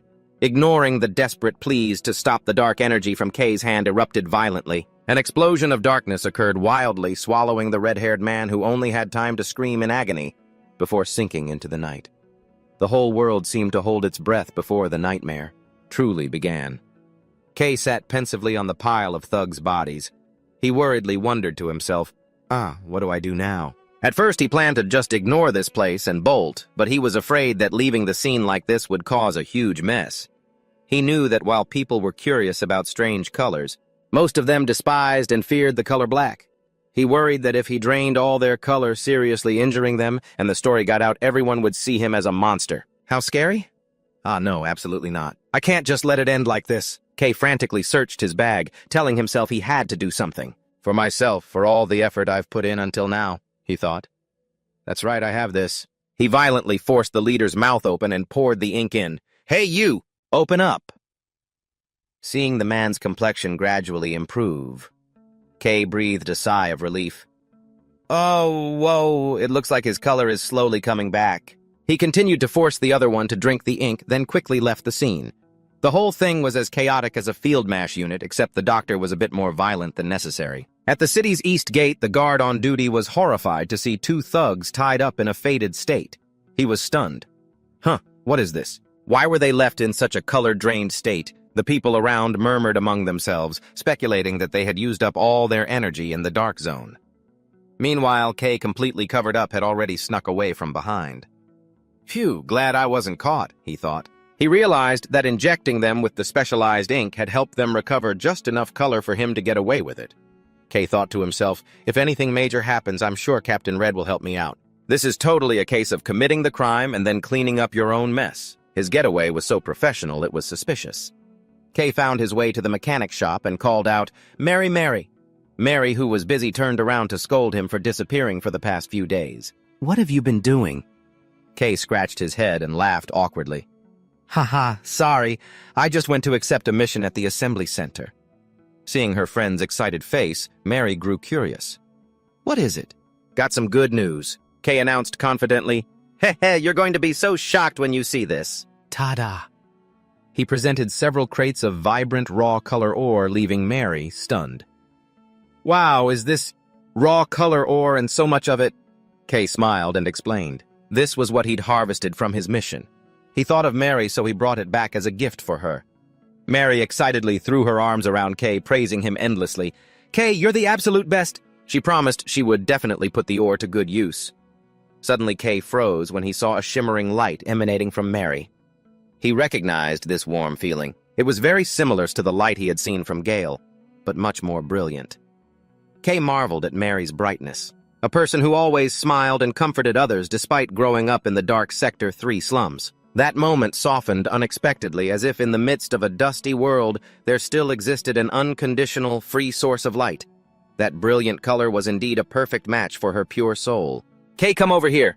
I was going to finish it first to surprise you, but I'll just show you now. Before Kay's curious eyes, she proudly announced she was building a specialized gun just for him. Kay exclaimed in amazement, Huh, seriously? Mary boasted smugly that she had improved a lot, and with this new ore, upgrading his equipment would be incredibly easy. Her eyes lit up, looking just like a genius mechanic who had just unlocked a dream upgrade. In the middle of their happy moment, a cold voice rang out from behind. I heard you just got back from the dark zone. So this is where you were? Startled, Kay spun around and saw it was Eli and Gale. Hey, what are you guys doing here? He thought, worried that Gale was looking to start another fight. Eli announced that Lord Luminous had praised the team's achievements and requested they come to the command center to receive their reward. Kay was stunned. Lord Luminous. Mary immediately urged her friend to go, since this was a big deal. Though disappointed he couldn't see Mary's gift yet, Kay still smiled and promised to be back soon. The three rookies headed to the Dawn Vanguard headquarters. Led by a staff member, they entered a long, deep corridor where a powerful figure was waiting. At the end of the hall, Kay stepped into the Dawn Vanguard headquarters and was immediately overwhelmed by its grandeur. He marveled silently as he saw the illustrious exploration achievements displayed prominently on all the walls. After being led by the staff into the main office, a woman with vibrant pink hair greeted them with a smile. So you're the ones. The stars of the recent rumors are you. She introduced herself as Camellia, captain of the Dawn Vanguard, which left Kay completely dumbfounded, never expecting the Supreme Commander to be so young. The feeling of walking in here was like a small fish entering the great ocean only to immediately run into a shark. Camellia was famous for being one of the few people in the city who possessed polychromatic abilities, a powerful figure usually only seen in newspapers. She casually mentioned that she was very surprised when Captain Red suddenly praised the rookies, especially Kay, the first wielder of the color black, which had sent ripples through the upper echelons. However, the solemn atmosphere instantly shattered when Camellia took a sip of tea, and then spat it all out because it was too bitter. She scowled and yelled at her assistant Lavin. Lavin, I told you to prepare something sweet like cocoa. Lavin could only sigh and remind the captain to try and maintain her image as the new recruits were present. The badass commander image she had built for all of a few seconds collapsed as quickly as a sandcastle hit by a wave. After that chaotic greeting, Camellia got down to business. It was time to give them their reward for this Vanguard mission. Lavin presented them with personal security cards provided by the higher-ups exclusively for Vanguard members. Inside it already included their monthly salary and the mission bonus. Kay was floored when he checked the number on his card and blurted out, This much is this for real?" He was stunned to realize, with this enormous amount of money, buying a new house was as easy as lifting a finger. But it didn't stop there. The group also officially received C-Rank Pioneer membership cards and were allowed to skip the probationary period. Camellia announced they would enjoy special privileges throughout the city, and most importantly, they would get the color mixing workshop to produce custom gear for them. Both Gale and Eli were stunned with amazement as this was an incredibly important place that even nobles had to wait in line for. Camellia affirmed that the color mixing workshop in the Lumina district was responsible for the maintenance and design of all high-end equipment for chroma users. They had received rewards that were both wonderful and exactly what they had hoped for. Both Eli and Gale couldn't hide their smug satisfaction. Camellia officially welcomed the trio to the Pioneer team and assured them of her full support. She stressed that the city always needed more forces, as strong enough to confront the encroachment of the Dark Zone. Her gaze turned grim as she confirmed that the star fragment they brought back was the very key to the survival of the entire City of Light. With a knowing smile, Camellia called them the New Kids and said she expected explosive achievements from them next. Leaving the headquarters, Kay walked with an incredibly cheerful heart. His joy was palpable, as if he'd just gotten a morale boost and wanted to rush out and take on a few more quests right away. He whispered to Nero that today had truly been a day full of good things. Kay was still amazed that he had been promoted to C rank so quickly. Remembering the rewards and the support of his friends, he told himself that the decision to join the Pioneers was absolutely the right one. Kay was eager to tell Mary this good news right away. He knew his friend would be thrilled. However, just as he arrived in front of the machine shop, Kay froze when he saw the door wide open. He stepped inside and called out for Mary with a sense of unease. Before his eyes was a scene of utter devastation with machinery and tools scattered across the floor. As darkness closed in, the joy he'd just felt was doused with a bucket of cold water. The scene shifted so jarringly that his heart sank with it. Kay stood frozen. His eyes were wide with shock and fear. At the eastern fortress, the night sky was torn apart by the shrieks of monsters. A panicked commander issued an order, "The monsters from the abyss. They're pouring into the illusion. Reinforcements, everyone this way." In the midst of the chaotic battlefield, weapons clashed and men screamed. "Aim for the big ones first," they yelled in desperation. "When will this nightmare ever end?" Despite their efforts to fight back, the soldiers' morale began to crumble under the relentless assault. From a high cliff, a mysterious girl with green hair quietly observed the devastating scene and let out a sinister smile. "Ha ha ha. That's right. Go on and struggle. Struggle all you want. She mocked the weakness of humans. Honestly, if you people can't even handle a small thing like this, I'll be very disappointed, you know. This wave of attacks is just a boring little prelude, she declared. But this still isn't enough. Watching the monsters rampage, the girl clicked her tongue in boredom. Just smashing these small fry is a waste of time. To wipe this disgusting city clean, I'll have to use a more surefire method. A calculating glint flashed in her eyes. I suppose I'll have to go down there one more time. Standing beside her, the cold sword demon with white hair spoke up. Go down to the city to meet what are you trying to get yourself killed, he taunted, mocking his companion's overconfidence. However, he also revealed a crucial piece of information. Fine, I suppose there's no harm in telling you. Below the eastern fortress, there's a passage leading down to the abyss, though it's a bit cramped. The green-haired girl smirked smugly. Down there, I happened to discover something extremely useful. Have you ever heard of the underground city? Meanwhile, Kay had just returned to the machine shop. The sight that greeted him was one of utter ruin. Belongings were smashed to pieces, scattered all over the floor. A bad feeling washed over him. Kay rushed inside in a panic, shouting, Marine! Kay burst into the workshop, yelling, Marine, where are you? He ran through every corner, searching desperately. Marine. Seeing the ransacked belongings, Kay realized there was no sign of his friend, not even in her workshop. A dark thought flashed through his mind. Could she have been kidnapped? Looking at the tools strewn across the floor, he clenched his fists in fury. Who would do this? Kay's long shadow fell across the silent room. He gritted his teeth. What bastard? Memories of Marine's smile and images of her in danger flooded his mind. He couldn't help but feel terrified. Kay told himself, if what happened last time happens again... Suddenly a meow pulled him back to reality, cutting through his escalating emotions. Just when the movie was getting tense, an NPC suddenly shows up and ruins the mood. Kay snapped out of it and looked around. Nero! He saw the black cat peeking its head out from a gap under the floor.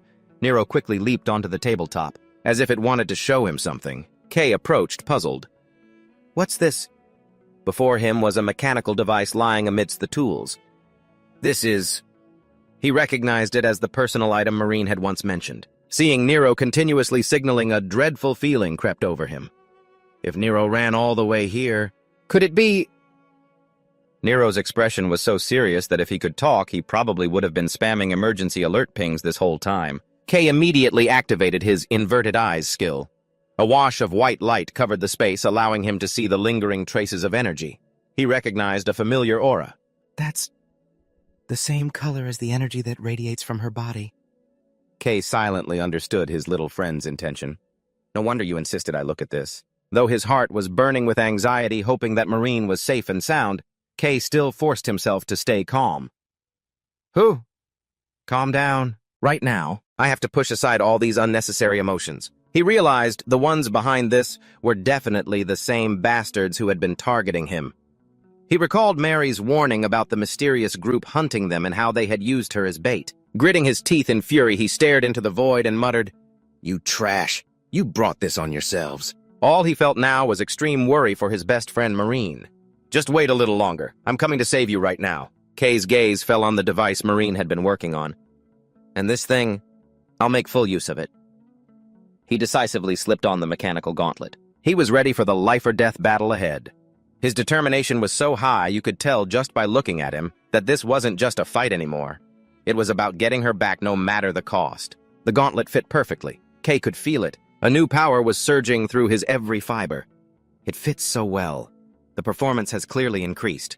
I can feel the difference immediately. Streams of dark black energy began to envelop his arm. Kay confidently affirmed, even a long fight won't be a problem. He turned and signaled to his little friend, let's go. Nero could tell he'd equipped a high-tier item, the kind that makes you want to test its damage right away. Let's go save Marine. Kay walked with a look of sheer determination. His silhouette silently advanced into the dark, narrow alleys of the slums between moss-covered walls and old pipes. Kay moved past the vagrants lying exhausted on the roadside. He paid no mind to the scrutinizing glances or the gloomy atmosphere around him, focusing intensely on the one and only goal ahead. At a fork in the road, Kay stopped, realizing something was wrong. The colored trail had vanished. His eyes came to rest on a deep pit with an iron ladder leading underground. A way down, there's a new secret entrance, and it's closer than I thought. Stepping down, Kay was stunned to see countless vagrants gathered in the dark space. No wonder the number of homeless people has been unusually high lately. Suddenly, a large figure blocked his path and laughed smugly. "Ha ha! See, I told you I was right, didn't I? You're lucky you stopped." Kay stood opposite the group of strangers. Their leader gnashed his teeth and growled, "Don't tell me you've already forgotten my face." He glared at Kay with eyes full of hatred, reminding him that even though they weren't close, there was still a debt to be settled. The air was so tense you just knew someone was about to get wiped out. Unfazed by the threat, Kay coldly asked, "Where is Marine?" The leader flew into a rage and yelled, "How the hell should I know, you damn brat? You think I'm just going to answer you? You should be worrying about yourself first." He bitterly recalled the humiliating moment of his defeat, declaring that Kay was the reason he'd fallen into this miserable state, forcing him to regain some of his strength. He had to do the dirtiest jobs and accept being a pawn at the bottom of the organization. He hissed, "The reason I've endured all this time was to wait for this day of revenge. Do you have any idea how much I hate you? Even though my orders from Balance were to take you alive," he declared. "They don't require all your bones to be intact." He ordered his men, "You're going to pay me back for everything with interest." "Everyone attack! Take him down!" The thugs rushed forward with their weapons, but Kay just silently gathered dark energy in his palm. A jet-black blade materialized as he coldly declared, "I don't have time to waste here, and there's no need for mercy either." His speed was so fast, a security camera would probably just capture a blurry shadow with a loading icon. K shot forward like a phantom, his shadow blade tearing through the air and cutting down anyone in his path in the blink of an eye. His terrifying speed completely broke the mob's formation. The leader cried out in terror, "Is he insane? What the hell is this monster?" He hurriedly activated his weapon, unleashing a slash of brilliant green energy to stop him. But K calmly faced it and stopped the blast with his bare hand. The force was stopped right in front of his enemy. The green-haired leader's eyes widened in horror as he realized K's power had been completely transformed. Before he could even process it, K threw a devastating punch that sent him flying with a scream of agony. Just watching that punch was enough to make you want to write a will just in case. K coldly advanced, grabbing the man by the collar and taunting, "A lot different from last time. And isn't it? To be honest, I don't like hurting people. But for scum who kidnap innocent people, don't expect any mercy from me." Looking at the henchman lying on the ground, K ruthlessly declared, "Some of you will probably be crippled for life." He looked at the defeated thugs with an emotionless gaze. "But isn't that your own fault? Consider yourselves lucky you're still alive." K pulled the leader closer and said scornfully, "I just remembered. You used to be a pioneer, didn't you? A pioneer doing this kind of dirty work. How despicable. The likes of you don't deserve the grace of the light." The green-haired man trembled, sweat pouring down his face in terror. He only managed to utter, "Wait," before his screams, "Ah," echoed through the dark cellar. K resolutely dragged him away. "You're coming down there with me." I need a guide for that place. Ignoring his pleas of, "Wait," K silently dragged him toward the deep pit. Without a moment's hesitation, K plunged straight into the chasm, taking the leader with him. The two of them free fell through the dark space, where the only faint light came from the bottom of the abyss. As they fell, K looked down into the void and mused, and to himself, "I never thought I'd come back here again." Appearing before them was a magnificent and overwhelming view of an underground city set amidst giant pillars, a tangled network of pipes, a dazzling city of lights stretching endlessly underground. K and his guide dwarfed by the vast space head straight toward the center of the mysterious underworld. K forcefully shoved the guide's shoulder and growled, "Pick up the pace, and don't even think about trying anything stupid." The man could only grit his teeth and endure it. Again, you think you can mess with the boss's crew and get out alive? What can you possibly accomplish all by yourself? Daring to show your face like this? You're a dead man. Instantly, K grabbed him by the throat, making the man choke out in pain. K's eyes glowed threateningly. "Still got a tough mouth, I see. Guess you still don't understand your situation. Shut up and lead the way properly before I actually kill you. If anything, and I mean anything at all, happens to Marine, you and your friends better prepare for the absolute worst." His tone was so calm, it was terrifying. You wouldn't know whether to tremble in fear or just go ahead and write your will. The guide stammered, I understand."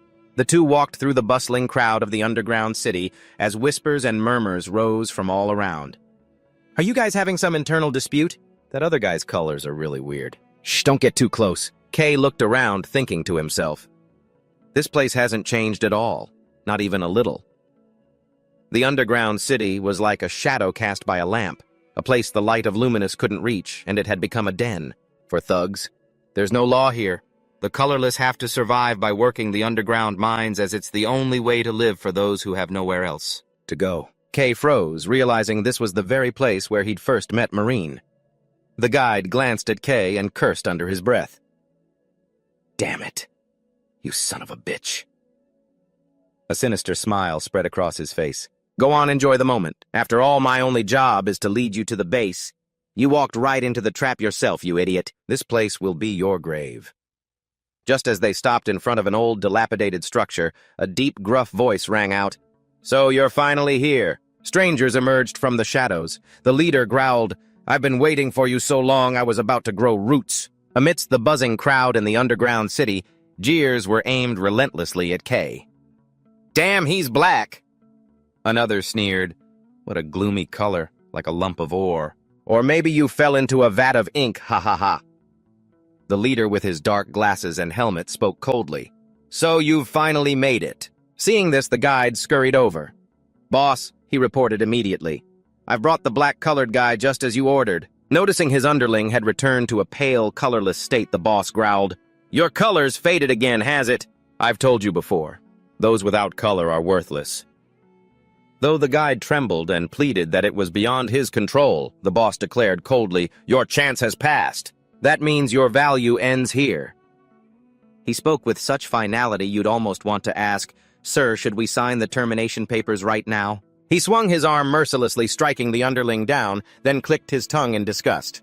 What a waste of time on this piece of trash. Faced with such cruelty, Kay remained perfectly calm, his expression unchanged. "You still act the same as ever. You haven't changed one bit." He looked his opponent straight in the eye and said firmly, "I'm here now, so answer me. Where is Marine?" The boss smirked, full of arrogance. "Huh. You still don't get the situation, do you? Think carefully. Who has the upper hand now?" His smile was so confident it was as if he'd already bought a ticket to watch Kay get wrecked on the spot. He sneered that if Kay had just backed down and cooperated from the start, this all would have been over. He growled menacingly. "The more you refuse to cooperate, the harder it will be to find that Marine girl or whatever. You get it." He laughed maniacally. "By now, who knows what might have already happened to her, who knows?" "Ha ha ha!" A murderous aura erupted from Kay. He declared coldly, "Fine. Then I'll just have to raise this entire place to the ground." Kay's eyes blazed a brilliant white as dark energy erupted wildly from his arm, forming a vortex of black power. It enveloped his entire body. The horrified leader yelled, What the hell is that?" A terrifying explosion rocked the area, sending the henchmen flying. Amidst the rubble, Kay stood tall, facing the hundreds of figures that were surrounding him. The noise was so loud it reached the office of the top leader. A subordinate rushed in, frantically reporting, "Boss, it's an emergency, boss, the black one we're looking for." And he's going berserk. He urged his boss to see the situation for himself. The branch leader, a man with long hair and glasses, screamed in desperation, "Stop him! Hold him back for me, you idiots!" He ordered his men, telling them to hold their ground and buy time until the higher-ups arrived. But against Kay's overwhelming power, the thugs were nothing more than punching bags for him to vent his rage on. Hitting me this softly, the punching bags at the gym would probably file for mass resignation. One by one, they were sent flying into the air, forcing their stunned commander to cry out. He's obviously a monster. What the hell is going on here? What are you all still messing around for? A deep, powerful voice echoed. As a large, heavily tattooed figure appeared, the long-haired man cheered with joy. "Ah, he's here." The branch manager, the big boss, silently approached. He looked disappointed to see his huge crew of underlings taken down so easily by a single kid. And here he thought all that noise was for something serious. "You couldn't even catch one guy, huh?" He looked down at the ground where Kay stood alone amidst a sea of defeated men. He surveyed the devastated scene and sarcastically commented on the reputation of his group, the rulers of the city's underworld. Completely shattered now. Useless bunch. Facing Kay's ice-cold gaze, the branch manager silently assessed him. "This kid, he's actually strong." He began to limber up, preparing to step in himself. The underling standing nearby taunted smugly, "Ha, you're so dead now. Just so you know. The boss used to be an A-rank fighter, you know." He was certain that no matter how good Kay was, he couldn't possibly fight a true professional. He sneered, "If you had just listened obediently when we were talking nicely, this would all be over. It's too late for regrets now, kid." The fight erupted as the behemoth of a branch manager charged forward like a tornado, but Kay was not one to be outdone. He channeled power into his legs and launched himself straight at his opponent. An earth-shattering collision occurred mid-air, creating a shockwave that shattered the surrounding ground. Kay threw a powerful punch, but the fighter managed to block it in time. He smirked, a confident and arrogant smile spreading across his face. "Haha, your skills aren't half bad, huh?" Kay stood firm, his razor-sharp eyes intensely focused on his opponent's every move. His stare was so intense that anyone who dared to step between them would have been instantly overwhelmed. The branch manager growled, "All right then, it's my turn." Pouring all his strength into his giant tattooed arm, he brought down a punch with the force of 1,000 tons. Kay couldn't dodge in time and was sent flying far away, crashing through several stone walls. Kay struggled to get up from the rubble, clutching his trembling arm as he tried to catch his breath. Without giving Kay a moment to rest, the fighter lunged forward, intending to land the finishing blow. However, Kay quickly sidestepped the attack and unexpectedly closed the distance, placing his mechanical gauntlet-clad hand directly on his opponent's chest. Kay channeled all of his dark energy and activated it. The direct attack left the branch manager stunned and terrified. He panicked, wondering, "What is this?" A chilling sensation ran down his spine, leaving him completely aghast. He realized that something inside of him seemed to be draining away. The dark energy from Kay's hand was frantically devouring his color and energy. The fighter gritted his teeth and cursed, "Damn it!" before screaming in agony. "Ah!" He glared at Kay, filled with resentment, and roared. What the hell did you do? The branch manager sneered sarcastically. A disgusting black color and these weird tricks? They really suit each other. He declared he would get more serious to see what else Kay was hiding. The ground shattered as he unleashed the color he had suppressed for so many years, transforming his body into a giant covered in rocky armor. The spiky grand transformation was so epic, all it needed was some background music to become a final boss scene. Kay stood silently observing his opponent. He thought to himself with difficulty, controlling this energy is really hard. It's still not enough. He realized his old fighting style was no longer effective. He needed a sharper, more intense weapon to pierce his opponent's stone armor. Kay clenched his mechanical gauntlet. A frantic burst of dark energy erupted, enveloping his body. The branch manager exclaimed in shock, "What?" He began to tremble. It was the first time in his life he had ever felt such an intensely cold, killing intent. He wondered in terror, is this the power of the black color? Behind Kay, countless pitch-black swords and spears suddenly materialized out of thin air. They formed an oppressive, deadly forest of weapons. There were so many it looked like a clearance sale for the entire world's arsenal. Kay's eyes began to glow a brilliant white. He stared at his enemy with a terrifying coldness. The battle in the underground city erupted violently with powerful clashes that shook the very space around them. With his eyes glowing a brilliant white, Kay charged forward to attack, causing the group's branch manager to grit his teeth in frustration. Damn it. What a pain. He saw the forest of black weapons rising from the ground. He cried out in terror, "What the hell kind of power is this?" Kay swung the black sword with immense force, closing in on his enemy with an overwhelming killing intent. With terrifying speed, he swung his blade in an arc that tore through space, aiming straight for his opponent's solid stone armor. Shards of it shattered under the overwhelming power of the black color, leaving the giant barely enough time to cry out in shock. Kay didn't give his opponent a chance to breathe, weaving past his 1,000-ton punches. Then he spun around, landing a heavy blow directly to his chest. Kay's assault was relentless, like a raging storm, his black sword continuously clashing against the enemy's defenses. The branch manager groaned in pain, realizing with a shock what the kid was aiming for. "This little brat? He's only aiming for my head." The chain of attacks came as fast as someone spamming a skill with no cooldown.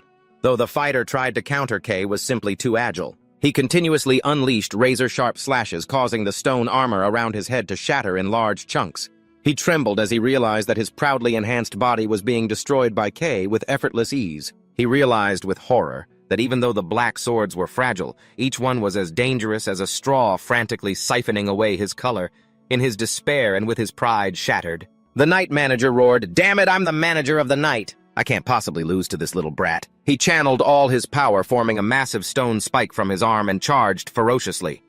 "A black-colored piece of trash like you dares!" the branch manager roared madly. "I don't care what blank says anymore." He swung his giant fist and yelled, "Die!" A single swing, so devastating just looking at it, was enough to make you want to quit your job forever. A special move called Angle of Destruction erupted, creating a heaven-shaking tremor. The earth shook, flattening the surrounding buildings and leaving a deep crater in the ground. The dust settled. The fighter was stunned when he saw Kai still standing. "What?" He couldn't believe his eyes, seeing his strongest attack completely blocked. You blocked it." The solid stone armor on his arm began to crack and fall apart, crumbling away to its owner's horror. The branch manager was utterly bewildered. What is happening? He realized his energy was being violently sucked into Kai's pitch-black vortex. My color is being absorbed." The tables turned so fast that before he could even process what was happening, he was already being completely erased. He wondered in shock just how many abilities Kai possessed to be able to both create weapons and absorb his opponent's color. Though terrified, he tried to calm himself and strategize. He planned to use his last bit of strength to counterattack, but then he suddenly froze in confusion. "Huh?" The panicked fighter raised a hand to his face and screamed, "What I can't see!" Taking advantage of his opponent's panic from losing his sight, Kai shot forward with terrifying speed. He delivered a crushing punch straight to the face, sending the giant flying. The branch manager collapsed to the ground, able only to groan in shocked agony. Feeling the strength in his body fade away, he despaired, asking himself why. Am I going to die like this?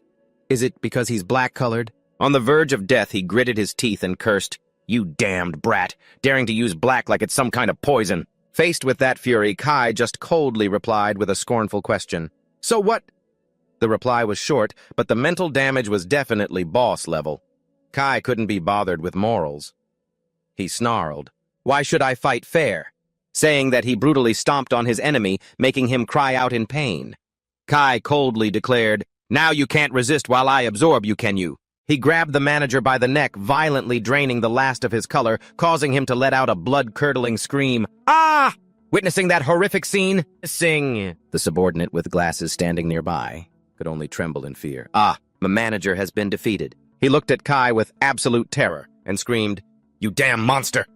Amidst the rubble, Kai stood tall, his eyes glowing a stark white, radiating the pressure of a fearsome entity. The manager, now completely colorless, lay motionless like a soulless corpse. The air was so silent that even fear itself seemed to tiptoe. Kai silently walked away, leaving absolute terror behind for the survivors. He glanced back, his face hidden in shadow, exuding a chilling aura that made anyone watching too afraid to even breathe. Meanwhile, in another dark space, Mary slowly woke up with a groan. "Ugh." The throbbing pain made her clutch her head, grimacing. "Ah, my head." Mary looked around in a daze, trying to get her bearings in the empty room where a single light shone down on her. She wondered nervously, Where am I?" Under the lone spotlight, Mary had just woken up in the dark room when a mysterious voice spoke. So you're awake. I've been waiting for you. Mary asked in shock. Who are you?" The stranger casually looked at the file in his hands and mumbled, How interesting. Who would have thought a colorless person would receive so much attention?" His casual tone was like someone reading a menu, not talking to a victim. He commented on Kai's case. "His color appeared late, huh? I hear that condition is extremely rare." He continued to scrutinize Kai's photo. "But what's with that expression, it's as if he has feelings?" In his memory, Kai was nothing like a human. Hearing this, Mary trembled as she realized something. That voice. Could it be? An image of children being led away in the past flashed in her mind, terrifying her. The man behind the glasses gave a sinister smile. Mary uttered in disbelief. "Blank?" he replied, amused. "So you do remember Mary? Long time no see, eh?" It was indeed Blank, the one holding Kai's file. Mary was stunned, unable to believe her eyes. You didn't die back then," Blank admitted nonchalantly. "Haha, I was close. I thought I was going to be crushed when everything came down."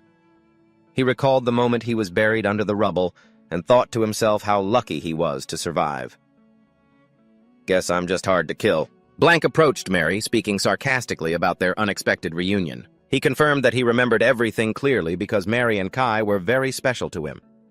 "You were my very first test subjects," seeing the horrified look on Mary's face. Blank gloated that he had now succeeded and been recognized by the boss. He declared proudly, "I am now a strategist of the darkness."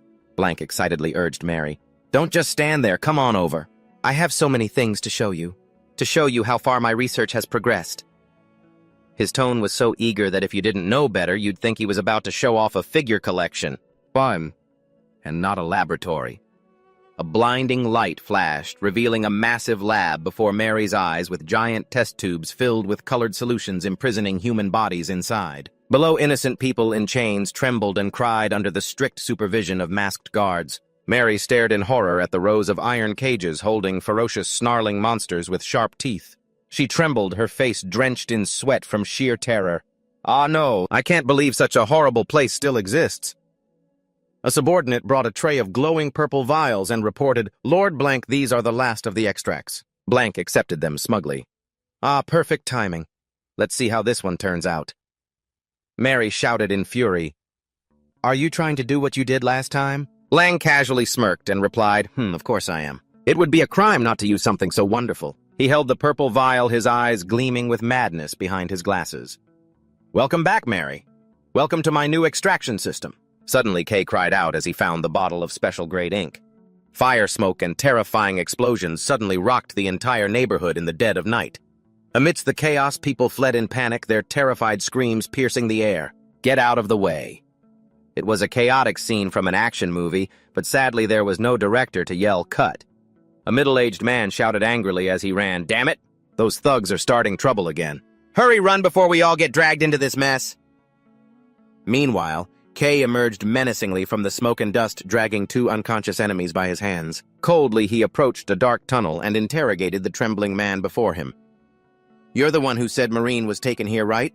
The henchman, his face pale with fear, stammered in reply, Yes, the girl you're looking for is probably inside. He pleaded cowardly, Can I go now? I've done everything you asked. Without a moment's hesitation, Kay swung his arm and knocked him out on the spot.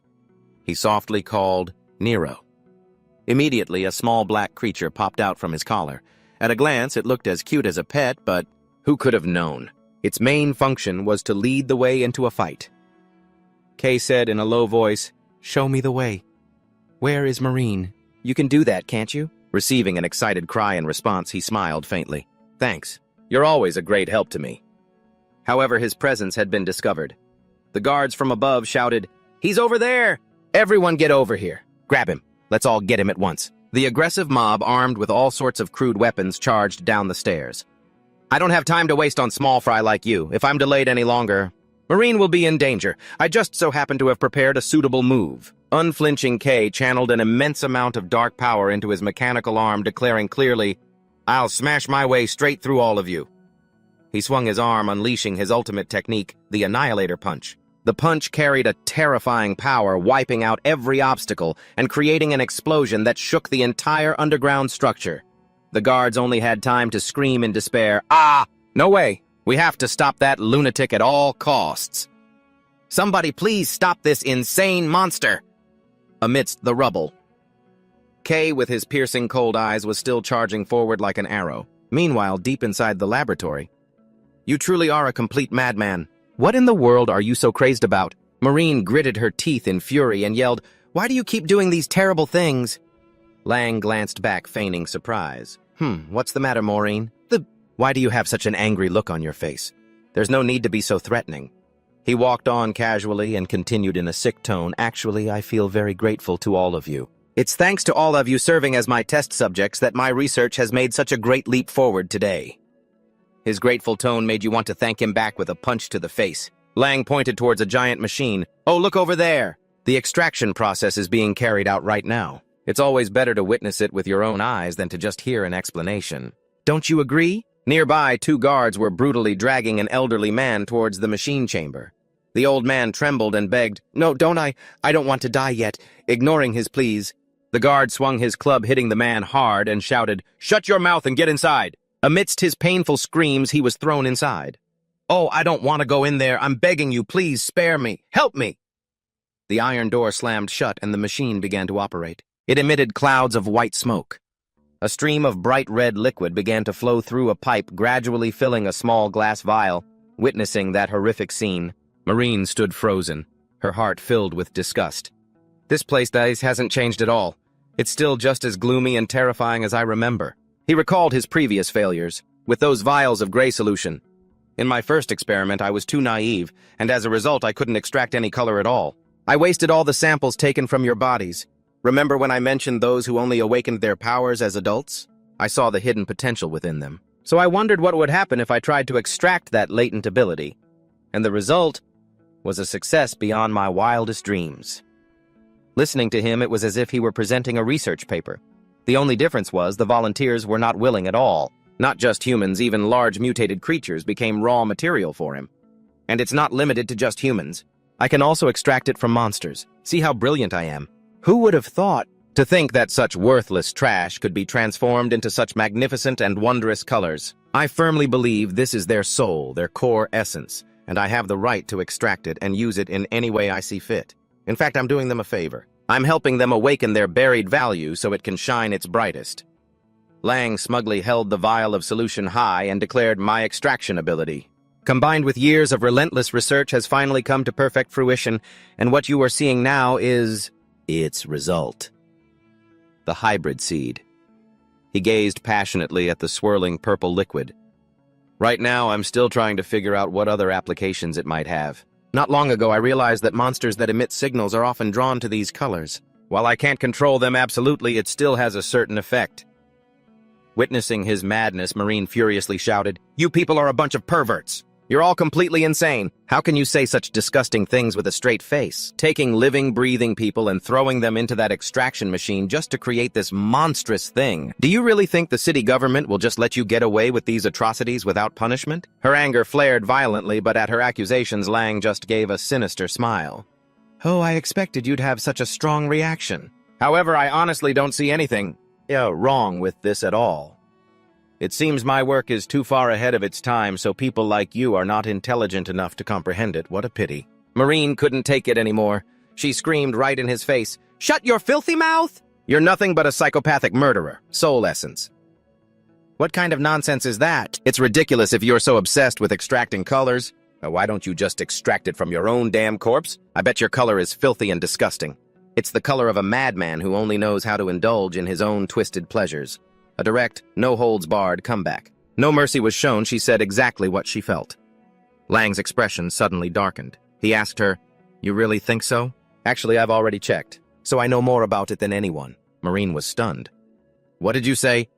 Lang slowly removed his glove as he explained, "I regularly perform extractions on my own body. I'm the one who created it. Did you really think I wouldn't test it on myself first? This is the research I've poured my entire life's devotion into. As soon as I achieved success, the very first thing I did was try to extract a part of myself. This kind of testing the product before selling sounds conscientious, but in this case, it just sends a chill down your spine." He revealed his mechanical arm, his left eye glowing with an enchanting purple hue.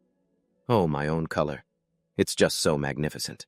I'm cherishing it and protecting it with extreme care right now. Who knows? Maybe it will be of some use to me in the future." Marine clutched her head in horror and despair. "Hey, I'm begging you, please just shut your mouth for once." "I don't give a damn about your crazy stories. Don't make me listen to another word." Lang burst out laughing with delight. "Haha, I got a little carried away and forgot myself. But we're having a conversation anyway. Would you like to hear more about it? I heard that guy Kay has already set foot in this underground city." Upon hearing Kay's name, Marine's eyes widened in shock. Lang declared smugly, "Just as I predicted. Kidnapping you was the perfect bait to lure him out. The first owner of this color black has revealed himself." He mockingly recalled the past. "Kay always followed you around like a shadow." To him, Marine was the perfect prey to make Kay walk right into his own grave. Lang was confident that even with Kay's special powers, he wouldn't be able to fight against the sheer number of my men waiting to ambush him outside. He ordered his subordinate, "Take her away. We'll meet again when Kay shows up." Marine struggled furiously. "You lunatics, let go of me. Don't you dare touch me." Lang casually turned and walked away to prepare for his esteemed guest, and also to check on the shipment of hybrid seeds about to be delivered to a major client. However, a terrifying sound suddenly shook the entire space. Lang uttered in bewilderment, that deafening sound, that tremor. What in the world was that? Immediately after, the ceiling collapsed, creating a massive explosion. The guards screamed in terror. "Ah, watch out! The ceiling is caving in!" Dust and smoke engulfed the laboratory, much to Lang's astonishment. "What the hell is going on?" From above, a towering dark figure landed amidst the rubble. Marine stared in disbelief as a familiar silhouette appeared through the smoke. Kay appeared in a proud, defiant posture, his sharp gaze fixed on his enemy. A classic hero entrance.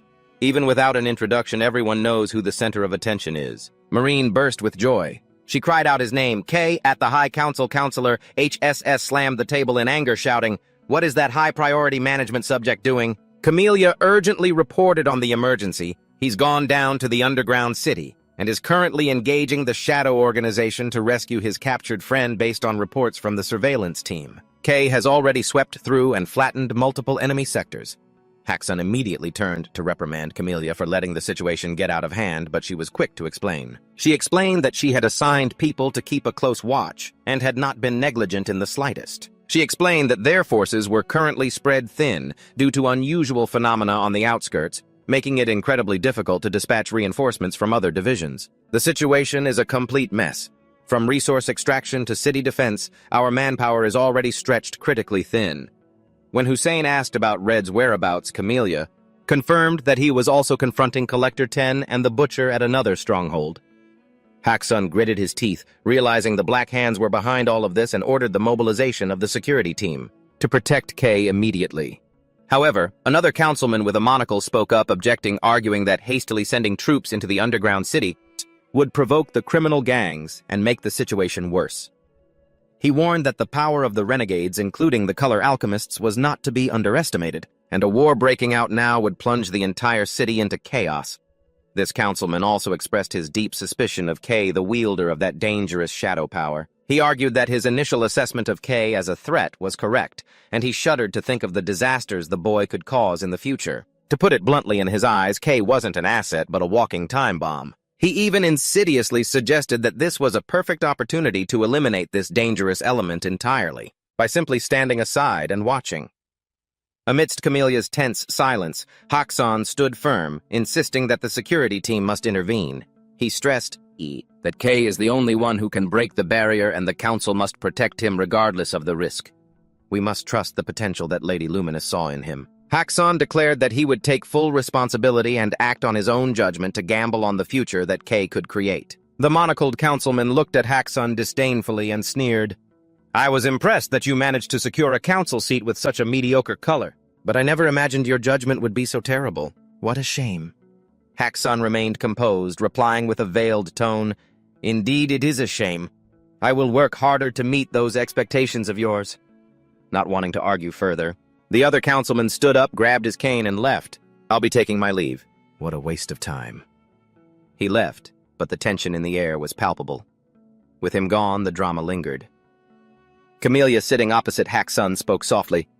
You're worrying far too much, sir. I suppose I'll have to help you put those worries to rest. She declared that she and the security team would also mobilize members of the Red Team, all of whom greatly distinguished themselves during the first expedition. Camelia asked confidently, Is that strategy enough to ease your worries, Councilman? After a moment of consideration, Hakusan finally agreed. All right, make sure this doesn't affect the city. You have to handle it cleanly. Cutting back to the scene of destruction, Marine joyfully cried out, Kay! Blanca was frozen in place, unable to believe his eyes. How did he get past all of my subordinates? To get here. Wait, this is bad. Meanwhile, Kay's expression remained cold, his eyes burning with killing intent. He thought to himself, Marie's safety comes first. I'll end this quickly. Ding dong bees! Before they can even react. Instantly, Kay channeled power into his mechanical arm, its sharp claws extending. He unleashed black arms, a powerful wave of dark energy that swept through everything. Blanca could only cry out in horror, Ah! The surrounding guards were sent flying, letting out cries of pain. The sweep was so clean it looked like he was taking out the trash combat style. The immense force of the attack shattered the containment pods, spilling experimental fluid all over the floor. But he didn't stop there. Kay shot forward like a bolt of black lightning. At an incredible speed, he dove down from above like a whirlwind, taking out 2 guards in an instant. To their astonishment, he landed protectively in front of Marine amidst the wreckage. Just by standing there, he was like an impenetrable fortress. Marine gazed at his back, her eyes filled with hope, and whispered, Kay. He glanced back at her and spoke in a low voice. Sorry I'm late, he asked gently. You've been waiting long, haven't you? Just then, Nero leaped down from above into Marine's arms, startling her. Nero! She cried out. Cradling the small creature, Marine smiled radiantly, tears welling in her eyes. I'm sorry for making you both worry. Thank you for coming for me. While Kay's expression remained serious, a loud shout echoed from afar. Hurry, run! Take advantage of the chaos now that the guards are down! The other prisoners shouted to one another, fleeing through the large door. This was their chance to escape, watching from a distance. Blanca clicked his tongue in annoyance as he watched his test subjects escape. Ha! Damn it! So they're all escaping! He glanced at his equipment and consoled himself. I still have plenty of unfinished experiments anyway. But it doesn't really matter. I just need to gather new materials. He turned to Kay with his characteristic twisted smile. Kay, so good to see you again. When I heard you had received that color, I was so looking forward to this meeting. Ha ha ha, to think you survived with that color. Such a rare specimen. Meeting you in person like this? It's even more exhilarating. I knew just from the rumors that you were something special. More like an obsessed fan than an enemy. Blang licked his lips with desire as he stared at Kay. I wonder, if I extract your essence, just how brilliantly will it shine? Kay watched him in silence, his eyes cold and filled with contempt. Who is this guy?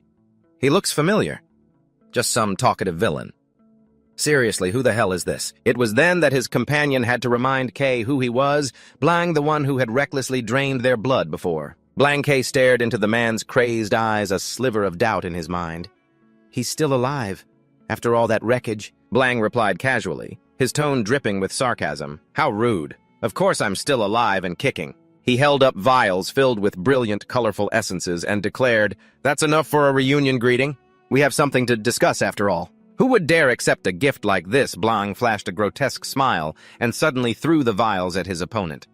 "Here, a present for you." The vials shattered at Kay's feet, startling him. "What the—" Realizing the danger, Marine immediately shouted a warning. "Kay, be careful! What he just threw is a lure for the beasts!" Kay's expression changed at the warning. In the distance, Blanc stood nonchalantly by a control panel. He admitted smugly, "That's right. I've never liked getting my own hands dirty." He glanced towards the rows of iron cages and continued, "Those beasts aren't strong enough to subdue you, but they should be enough to wear you out, don't you think?" With that, Blanc decisively pulled a lever. "It's feeding time." Maniacal roars echoed as countless iron gates swung open, unleashing a horde of starving, ferocious monsters. They charged madly towards Kay like a dark tidal wave. Faced with danger, Kay immediately channeled the power of darkness into his mechanical arm, preparing for the fight. He lunged into the middle of the pack, swinging his blade in powerful sweeping strikes. The darkness felled swaths of mutated creatures in the blink of an eye. He was taking on the whole server by himself. The newly spawned monsters barely had time to contemplate their existence before they were cut down. Looking at the fallen bodies of the beasts, Blanc clicked his tongue softly. "Tisk, tisk, that's no good, Kay. How could you waste such precious specimens?" He observed the battle while mumbling about his insane theory. "Normally, after a power is used, its color evaporates. But in my hands, things are different." He immediately activated his special ability, extracting a stream of black energy from Kay's slashes, which was sucked back into the glass vial in Blanc's hand. He laughed with delight. "Ha ha ha, the color black!" His eyes lit up as if he'd just looted a rare item. All that was missing was the word legendary popping up. He gazed at the viscous liquid in his hand. He mumbled ambitiously, "Finally I have it. I wonder how it differs from other shades of black." But the mad doctor's greed was far from satisfied. He stared intently at the vial, then clicked his tongue. "Ah, I need a little more. This isn't enough." Blanc's eyes gleamed with an excited purple light as he roared out a challenge. "Kay, I really want to see what your power is truly capable of." Below, Kay was still fighting frantically, surrounded by monsters, while Marine could only watch in extreme anxiety, witnessing how hard Kay was struggling to fend them off. "This is bad," Marine uttered worriedly. She realized that normally Kay could handle situations like this with ease, but now he couldn't. Marine secretly guessed he must have used a lot of color on the way here, so now he's overloaded. She knew that if Kay could absorb the monster's color, he could recover instantly, but first she had to find a way to create an opening. Suddenly, Marine saw the mixed ink spilling across the floor and wondered, that mixed ink on the floor? She suddenly remembered that thanks to Kay's power, this liquid had flooded the entire area. Marine's gaze became resolute. "I have to use this." Her brain pinged and a plan formed instantly. It was as if the crisis had flipped on her genius switch.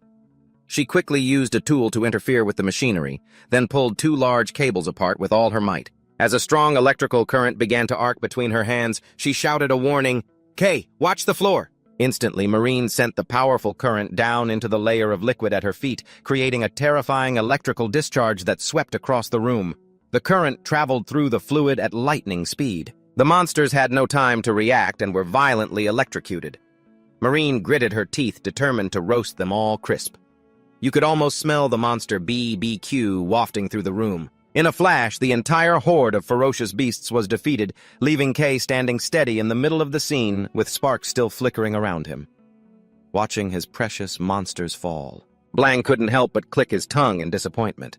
My beasts. They're all dead." Seizing the moment while the enemy was distracted, Marine immediately yelled, "Kay, now's your chance!" Without wasting another second, Kay instantly shot forward.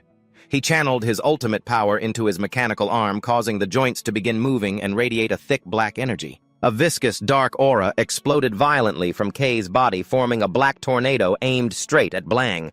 Witnessing that terrifying power, the mad doctor wasn't afraid at all.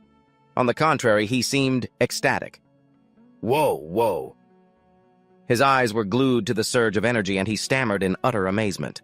So that's the power of the color black, huh? Seeing it with my own eyes, it really is the pinnacle." He pointed at Kai, his voice trembling with glee.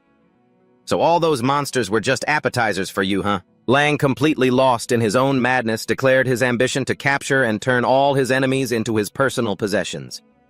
"This is the ideal I have always longed for." He moved closer, staring at Kai with a maddeningly covetous gaze. This man, even just one of his arms. No, a single finger would be enough. Could you perhaps share one half with me?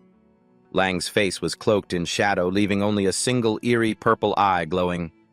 I want to study that pure black, to see just how magnificent it truly is. In response to that sick, twisted rambling, Kai shot forward like a phantom, coldly asking, "Are you done barking?" He closed the distance with unbelievable speed, unleashing a powerful slash of dark energy. Yet despite taking the hit, Lang simply flashed a sinister smile. A real shame. I'm quite used to these little disagreements during the research process. I suppose I'll have to accept it. Lang retreated to a safe distance, nonchalantly explaining, "I'll have to decline a direct confrontation. My extractions aren't the type of power meant for a brawling, and for that reason I came prepared." He pulled out 2 shimmering vials, one green and one purple, labeled Emergency Use Mixture. Lang decisively slammed both vials into the device, on his mechanical arm, letting the fluids flow into his system. The moment the solution was injected, a torrent of dark purple energy named corrosion began to envelop the arm. The effect was instantaneous and obvious, a blatant power-up he didn't even try to hide. From a distance, Lang grinned triumphantly and called out, "You know, we're very much alike. The way you covet and steal the colors of others, it's exactly like me." "I understand you perfectly, don't I?" The two clashed in a fiery melee, their powerful impacts creating blinding flashes of light and sending tremors throughout the entire laboratory. Amid the violent shockwaves, Lang continued his perverse rambling. "Listen here, Kai, we may be at each other's throats right now, but fundamentally we're a perfect match. Won't you join me? Trying to recruit someone in the middle of a life-or-death battle. Part-time combat, part-time HR." He frantically tried to persuade Kai to join him. "Only you can recognize the true value of my research. Don't you want to learn more about the miracle of color? Or better yet, their true essence?" Parrying Kai's lightning-fast strikes, Lang roared in excitement. "Your power of absorption combined with my research into extraction will allow us to achieve it." Ha ha! It's the ideal ability I've always dreamed of. Unlike me, you can absorb every shade from your opponent and perceive them in their purest form. It sounds magnificent, but in the end it just means, let me have some of that power. Lang's eyes burned with absolute greed as he stared at Kai. "What does it feel like absorbing the color of another? What is that sensation like? I truly envy you." "Share a little with me, your color, just a taste," he roared, completely unhinged. "Give it to me!" Lang lunged at Kai like a ravenous beast. He aimed straight for the source of that thick black power, but an explosion of green light instantly stopped him in his tracks. The smile on Lang's face vanished. Stunned, he stammered in disbelief as Kai unleashed his black screen technique. A powerful burst of green energy erupted, enveloping his own mechanical arm. At this sudden transformation, even Kai was taken aback, wondering to himself, what is this now? The force of the attack created a terrifying aftershock, leaving Lang severely injured. Amidst the rubble, the mad doctor coughed miserably, his breathing ragged. Yet even in such a pathetic state, Lang couldn't hide his admiration. Ha! Cough. This was beyond my calculations. Truly magnificent. Beaten half to death and still dishing out compliments. Certified Stan. He stared at Kai, amazed at his ability to so naturally absorb color in the middle of a fight. Lang realized that it didn't matter. What kind of colors he prepared? Kai would just absorb them all. Faced with an opponent who possessed a similar ability but on a completely different level, Lang began to feel a sense of dread. "You're too much. At this rate, I can't possibly defeat you." Cornered, he decided to play his final trump card. "If it's come to this, then I have no choice but to use this." Lang shakily pulled out a vial of a thick black liquid. Noticing his opponent's strange move, Kai was immediately on guard. He demanded with an ice-cold stare, "What do you think you're doing? Are you tired of living?" Lang burst out into manic laughter, insisting he had no desire to die. He was simply collecting data for his research. He decisively slammed the vial of first prime black extract into his mechanical arm, declaring that he couldn't possibly waste something so precious on anyone else. Ignoring the risk to his own life, Lang roared with insane fervor, "And what if I die? It's worth the risk." Immediately, a violent burst of dark energy erupted, engulfing his body, creating a horrifying scene. Blank looked ecstatic as he witnessed the fusion process. "The fusion is a success. Oh, whoa, that's it? All right, haha, I knew I could do it." A stream of black fluid flowed from his left eye, proof of the terrifying power he had just absorbed.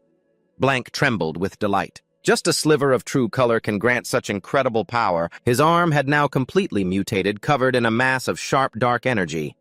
Gazing at his own transformation, the mad doctor laughed heartily. "Ha ha, this is incredible!" He looked up at Kay, his eyes glowing menacingly, and issued a warning. "Be careful now!" Lang roared maniacally, saying that even he himself can no longer control this power. It's like chugging a potion and only then realizing there's no user manual. What a clash. An explosion of fire erupted in mid-air, creating horrifying shockwaves that tore through the laboratory. Lang, laughing, exclaimed excitedly, "Ha ha! You only realize how awesome this is after you use it. So this is your color?" His current state was like getting beaten up while leaving a 5-star product review. He frantically tried to persuade Kay, "Think about it. Do you really not want to work with me? Our meeting was fate." "Don't you want to know the secret of your own color?" Kay coldly shot back. "Cut the crap. Don't think everyone is as low as you. We're not the same." Lang continued to jeer. "Ha ha, what are you talking about? We have so much in common. Don't tell me you're refusing because of Marine, are you?" Kay's eyes hardened with contempt. He thought to himself about the unique identity that a parasite like Blank, who only lived off the colors of others, could never possess. Lang continued his taunts in a sickening tone. "I know you so well. That rotten hollowness. That's your true nature. Don't get me wrong, I'm not criticizing you. On the contrary, I quite like it." He dug into the past, claiming Kay had always craved and desired to steal the colors of others to achieve his current form. Lang asserted, "You're just someone who does whatever it takes to get what he wants. At least that's how I see it." He even feigned sympathy, believing he was one of the few who acknowledged Kay no matter what form he took. Just as Blank was lost in his speech, a wrench suddenly flew through the air, smacking him right in the head. Blank staggered, crying out in pain. "Ouch, what the—" From above, Marine appeared, hammer in hand. She roared in fury, "You bastard! I can't listen to your nonsense anymore. What the hell gives you the right to act like you understand, Kay? You only met him a few times when you were kids, and you act like you're close." Marine furiously shouted right in Blank's face, "What do you mean, in common? You lunatic, a pervert like you who sees people as nothing but material dares to compare yourself to anyone." She declared firmly, "Kay is just Kay. He doesn't imitate anyone. Kay is always trying to better himself." Marine gritted her teeth, her eyes blazing with fury. "If you don't know how hard Kay has struggled, then shut your damn mouth." Memories of their childhood surfaced when Kay was a smiling boy by her side. Marine choked up. He was just a little different, that's all. He's completely normal. And here she is inserting a flashback in the middle of a battlefield. Unable to hold back any longer, she screamed, "Who the hell do you think you are to judge him?" Marine swung her hammer and hurled a series of wrenches at Blank to vent her anger. "Don't you dare insult Kay, you bastard, you piece of trash, you sicko, you cold-blooded murderer." Standing behind them, Kay watched Marine stunned. His expression shifted slightly at her fierce defense of him. Kay gave a small, meaningful smile, then suddenly closed the distance. He grabbed Blank tightly, leaving him stunned. A terrifying burst of dark energy exploded outwards, sending everything flying. Blank cried out in shock, "Huh!" Witnessing this sudden surge of power. The Mad Doctor trembled with both fear and excitement. Oh, how wonderful, he can still increase his power output. Through the thick black smoke, Kay softly called out, "Marine?" Then he gave her a gentle smile. "Thank you." Immediately, Kay lunged forward at an incredible speed, delivering a devastating punch that slammed right into Blank. The blow was so powerful it sent him flying before he could even react. Lang realized in horror that his body had reached its limit. "No, I've exceeded my body's tolerance," he whispered in despair. "Ah, Kay, so you really are." Kay stood tall like a god of death, radiating a murderous aura that engulfed his enemy. He gathered all his strength. He brought down a fatal blow from above. If this attack had a health bar, it would have gone straight into the negatives. Without a doubt, an earth-shattering explosion rang out as Kay smashed Lang's body into the ground, creating a giant crater and sending cracks spreading across the laboratory. That destructive power would make anyone who witnessed it shudder in awe. Truly incredible. The dust and smoke slowly cleared, revealing Kay standing tall amidst the ruins. Marine rushed over, anxiously calling his name. "Kay." She looked him over from head to toe and asked, "Are you okay?" Kay nodded slightly, calmly replying, "Yeah, not a scratch." They both looked down at the Mad Doctor lying motionless at their feet. Marine, still in disbelief, asked again, just to be sure. "Lang probably can't get up anymore, huh?" Kay coldly observed his enemy, who was no longer able to resist. I'm sure he's just barely hanging on. He silently resolved, I will end this ill-fated connection with him right here, facing his dying enemy. Kay tightened his grip on his weapon, telling himself, I absolutely cannot leave any loose ends. If I let him live, he'll just keep pulling the same old tricks. The lesson learned from this boss fight is you can't let them respawn. But even though he was severely injured, Lang still struggled to his feet, letting out broken laughs. He looked at Kay with eerily glowing eyes and admitted, As I thought, I can't defeat you with this patched-together power. Is that so? What a shame. His face was disfigured by his wounds, but his sick smile never faded. If I had more of your colors, I wonder how things would have turned out. To obtain your colors, I will stop at nothing. Immediately, earth-shattering explosions suddenly rocked the entire laboratory. Fire erupted and debris flew everywhere. Kay and Marine were completely shocked. Amidst the collapsing rubble, Kay quickly rushed to shield Marine from the falling rocks. Marine only had time to scream in panic. Ah, Lang's sinister voice echoed throughout the space. I've already planted explosive color inks all over the extraction room. He continued to laugh triumphantly amidst the chaos. Communication with the organization has been cut off, and now there's this mess. They've definitely activated the switch upstairs to destroy all the evidence. All over the underground base, a series of explosions went off, blowing away everything in their path. Lang screamed maniacally, Whatever, this is my last chance anyway. There's nothing I wouldn't dare to do. The floor beneath Kay and Marine's feet suddenly collapsed, sending them both plunging into a deep abyss in utter shock, free-falling amidst the crumbling pillars. Kay reached out into the void and shouted the name of his little friend, Nero. Kay plunged into a pool of black liquid in the dark space of the tunnel. He struggled to the surface, gasping for air in terror. Staring at the viscous liquid surrounding him, Kay was stunned, wondering, a pool of black ink? Why is something like this in the basement? He was horrified as he realized the terrible truth. Could it be waste from the extraction room leaked and collected down here? Extreme anxiety showed on his face as he cried out, If that's the case, then Marine... At that moment, he couldn't think of himself anymore. There was only one name on his mind. Immediately, Marine's figure appeared amidst the black ink. She was struggling desperately, her face smeared with ink. Marine sobbed his name in broken breaths. Kay roared in anguish, Marine! He tried to rush to save her, but everything happened too fast. Marine slowly sank into the deep bottom. Kay screamed in desperation. No, only air bubbles remained rising to the surface. Marine had completely disappeared beneath the pitch-black water. Without a moment's hesitation, Kay dove into the deep abyss to search for her. At the bottom of the dark abyss, Marine's body emitted a faint white light as she sank deeper into the void. Kay urged himself, Hurry, I have to be faster. A crazy idea occurred to him. I have to absorb all the ink here right now. But then he stopped realizing the harsh reality. No, that would take too much time. Marine will die in the meantime! Kay's eyes showed clear panic as he saw his arm still couldn't reach her. If I can't touch Marine directly, in the enveloping darkness, a bitter thought surfaced. Is it already too late? The moment we fell into the ink, I knew I wouldn't be able to save her. The worst moment is when you start to doubt your own hope. A barrage of questions echoed in his mind. Then why do you want to take colors?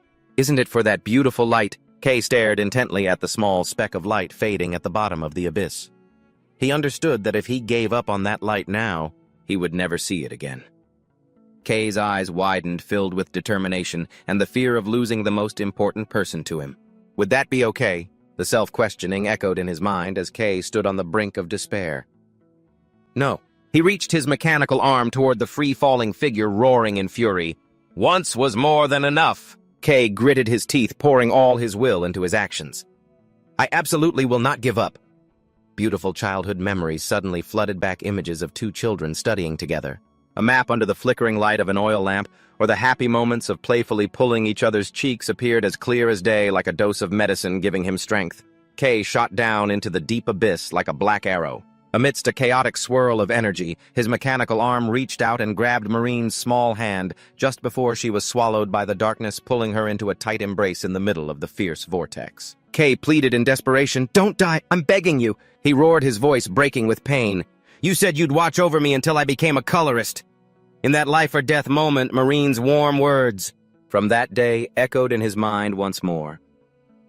I believe we all have our own light and colors inside. You do too. It's not that you can't feel them. You just don't know how yet. Her words were meant to be healing, but hearing them again now, the pain in his heart doubled. The image of a young Marine smiling brightly and encouraging him. Just learn little by little. I'll help you. So just do what you want, Kay murmured to himself. These words were just like Lumien's, and that's why he had always etched them into his soul. Marie, you were right. He remembered their arduous journey after leaving the underground city. Even though they faced endless prejudice and oppression, it was she who helped him realize that most of the people they met all carried their own unique light and color. If I had been alone, I never would have known any of this, Kay thought, reminiscing about the days he spent with her, toiling away at Marie's workshop. Without her by his side, he would have surely been lost forever in a feeling of absolute emptiness, never knowing the taste of happiness, or what joy even was. But now, he had finally and completely understood the truth of his life. I get it now, but the price for this understanding is a little too painful. If Lumien was the one who showed me the way, then you are the reason I continue to press forward. Kay gazed deeply into the face of the girl. He had sworn to protect his steadfast gaze, holding a promise to never let her go. So please, just wake up. Back in the cruel reality, he held Marie tightly. He screamed in despair into the gloomy space. But you promised me back then! An image of two children holding hands walking toward a distant light only intensified the pain. Kay looked on in shock at the girl in his arms, his voice trembling as he called out, Marie! He froze as he realized a horrifying truth. She wasn't breathing anymore. His mind went blank for a few seconds, his heart refusing to accept such a quick game over. Kay's face contorted with shock and regret. He tormented himself. Why? I already absorbed all the blackness. How could this happen? In his deepest moment of despair, a strange speck of light suddenly flared from Marie's chest, startling Kay. He recognized the familiar light and thought to himself, could this be the inner power she talked about? An image of Marie smiling brightly, a glow emanating from her heart flashed in his mind, spurring Kay to resolve at any cost to release this light. Kay pushed his fear aside and encouraged himself. It's okay. I can do this. He gripped Marie's cold hand tightly, pouring all his focus into his actions. I'll just do what I've always done. I can definitely save her. A meteor-like torrent of light erupted violently. It burst from Marie's body, enveloping them both. Kay was stunned as he felt an unfamiliar energy surging. What is this? This is the first time I've ever felt anything like this. It's completely different from when I absorb colors. Amidst the brilliant aura, he began to understand the familiar light and colors. Ah, so that's it. Kay realized this was the purest kind of power slumbering deep within his friend's soul. This was the potential hidden within Marie, a series of positive emotions like joy, happiness, warmth, liveliness, and hope manifested, crystallizing into a dazzling beam of light that tore through the darkness. Kay was moved, having finally reached her true essence. This is the light that Marie has always possessed. He gave a slight nod as if to confirm his belief. That's right. It's because it's Marie that this light is so brilliant. Amidst the radiant golden light covering her body, Marie suddenly awoke, her eyes ablaze with a golden color. Witnessing this miraculous change, Kay couldn't help but be astonished, thinking, it's so radiant and clear. He quickly called out, Marie, seeing that she was out of critical danger. Kay breathed a sigh of relief. Thank goodness, you're awake. Marie was still bewildered. She raised a hand to her neck and asked herself, what is this? I'm sure I fell into that pool of black ink. How am I? But then she froze as she looked down at her own hands. Huh! Marie screamed in terror upon seeing the changes to her body. What is this, Kay? Why am I this color? She frantically grabbed her hair, which had turned a brilliant yellow. Kay quickly reassured her. Marie, it's okay. Just calm down. How do you feel? Does anything feel wrong? Still trembling, Marie replied, I'm okay. Looking around at the rubble, Kay said in a low voice. I know this must be confusing, but we need to get out of here first. Suddenly, a section of the wall above them came crashing down, putting both of them on alert. Through the cloud of dust, Nero appeared on a high ledge. Marie and Kay called out happily, Nero! Right above them, an unfamiliar young man appeared. He let out a sigh of relief. Phew. I heard it was an emergency, so I rushed right over. Looks like you're both okay. Standing next to him was Camellia. She asked casually, what's going on? The young man looked down at Kay and Marie, then urged them, hurry up and get up here. And that's all for this video. Please hit the like button so Gao can bring you more great series. Thanks for watching and goodbye.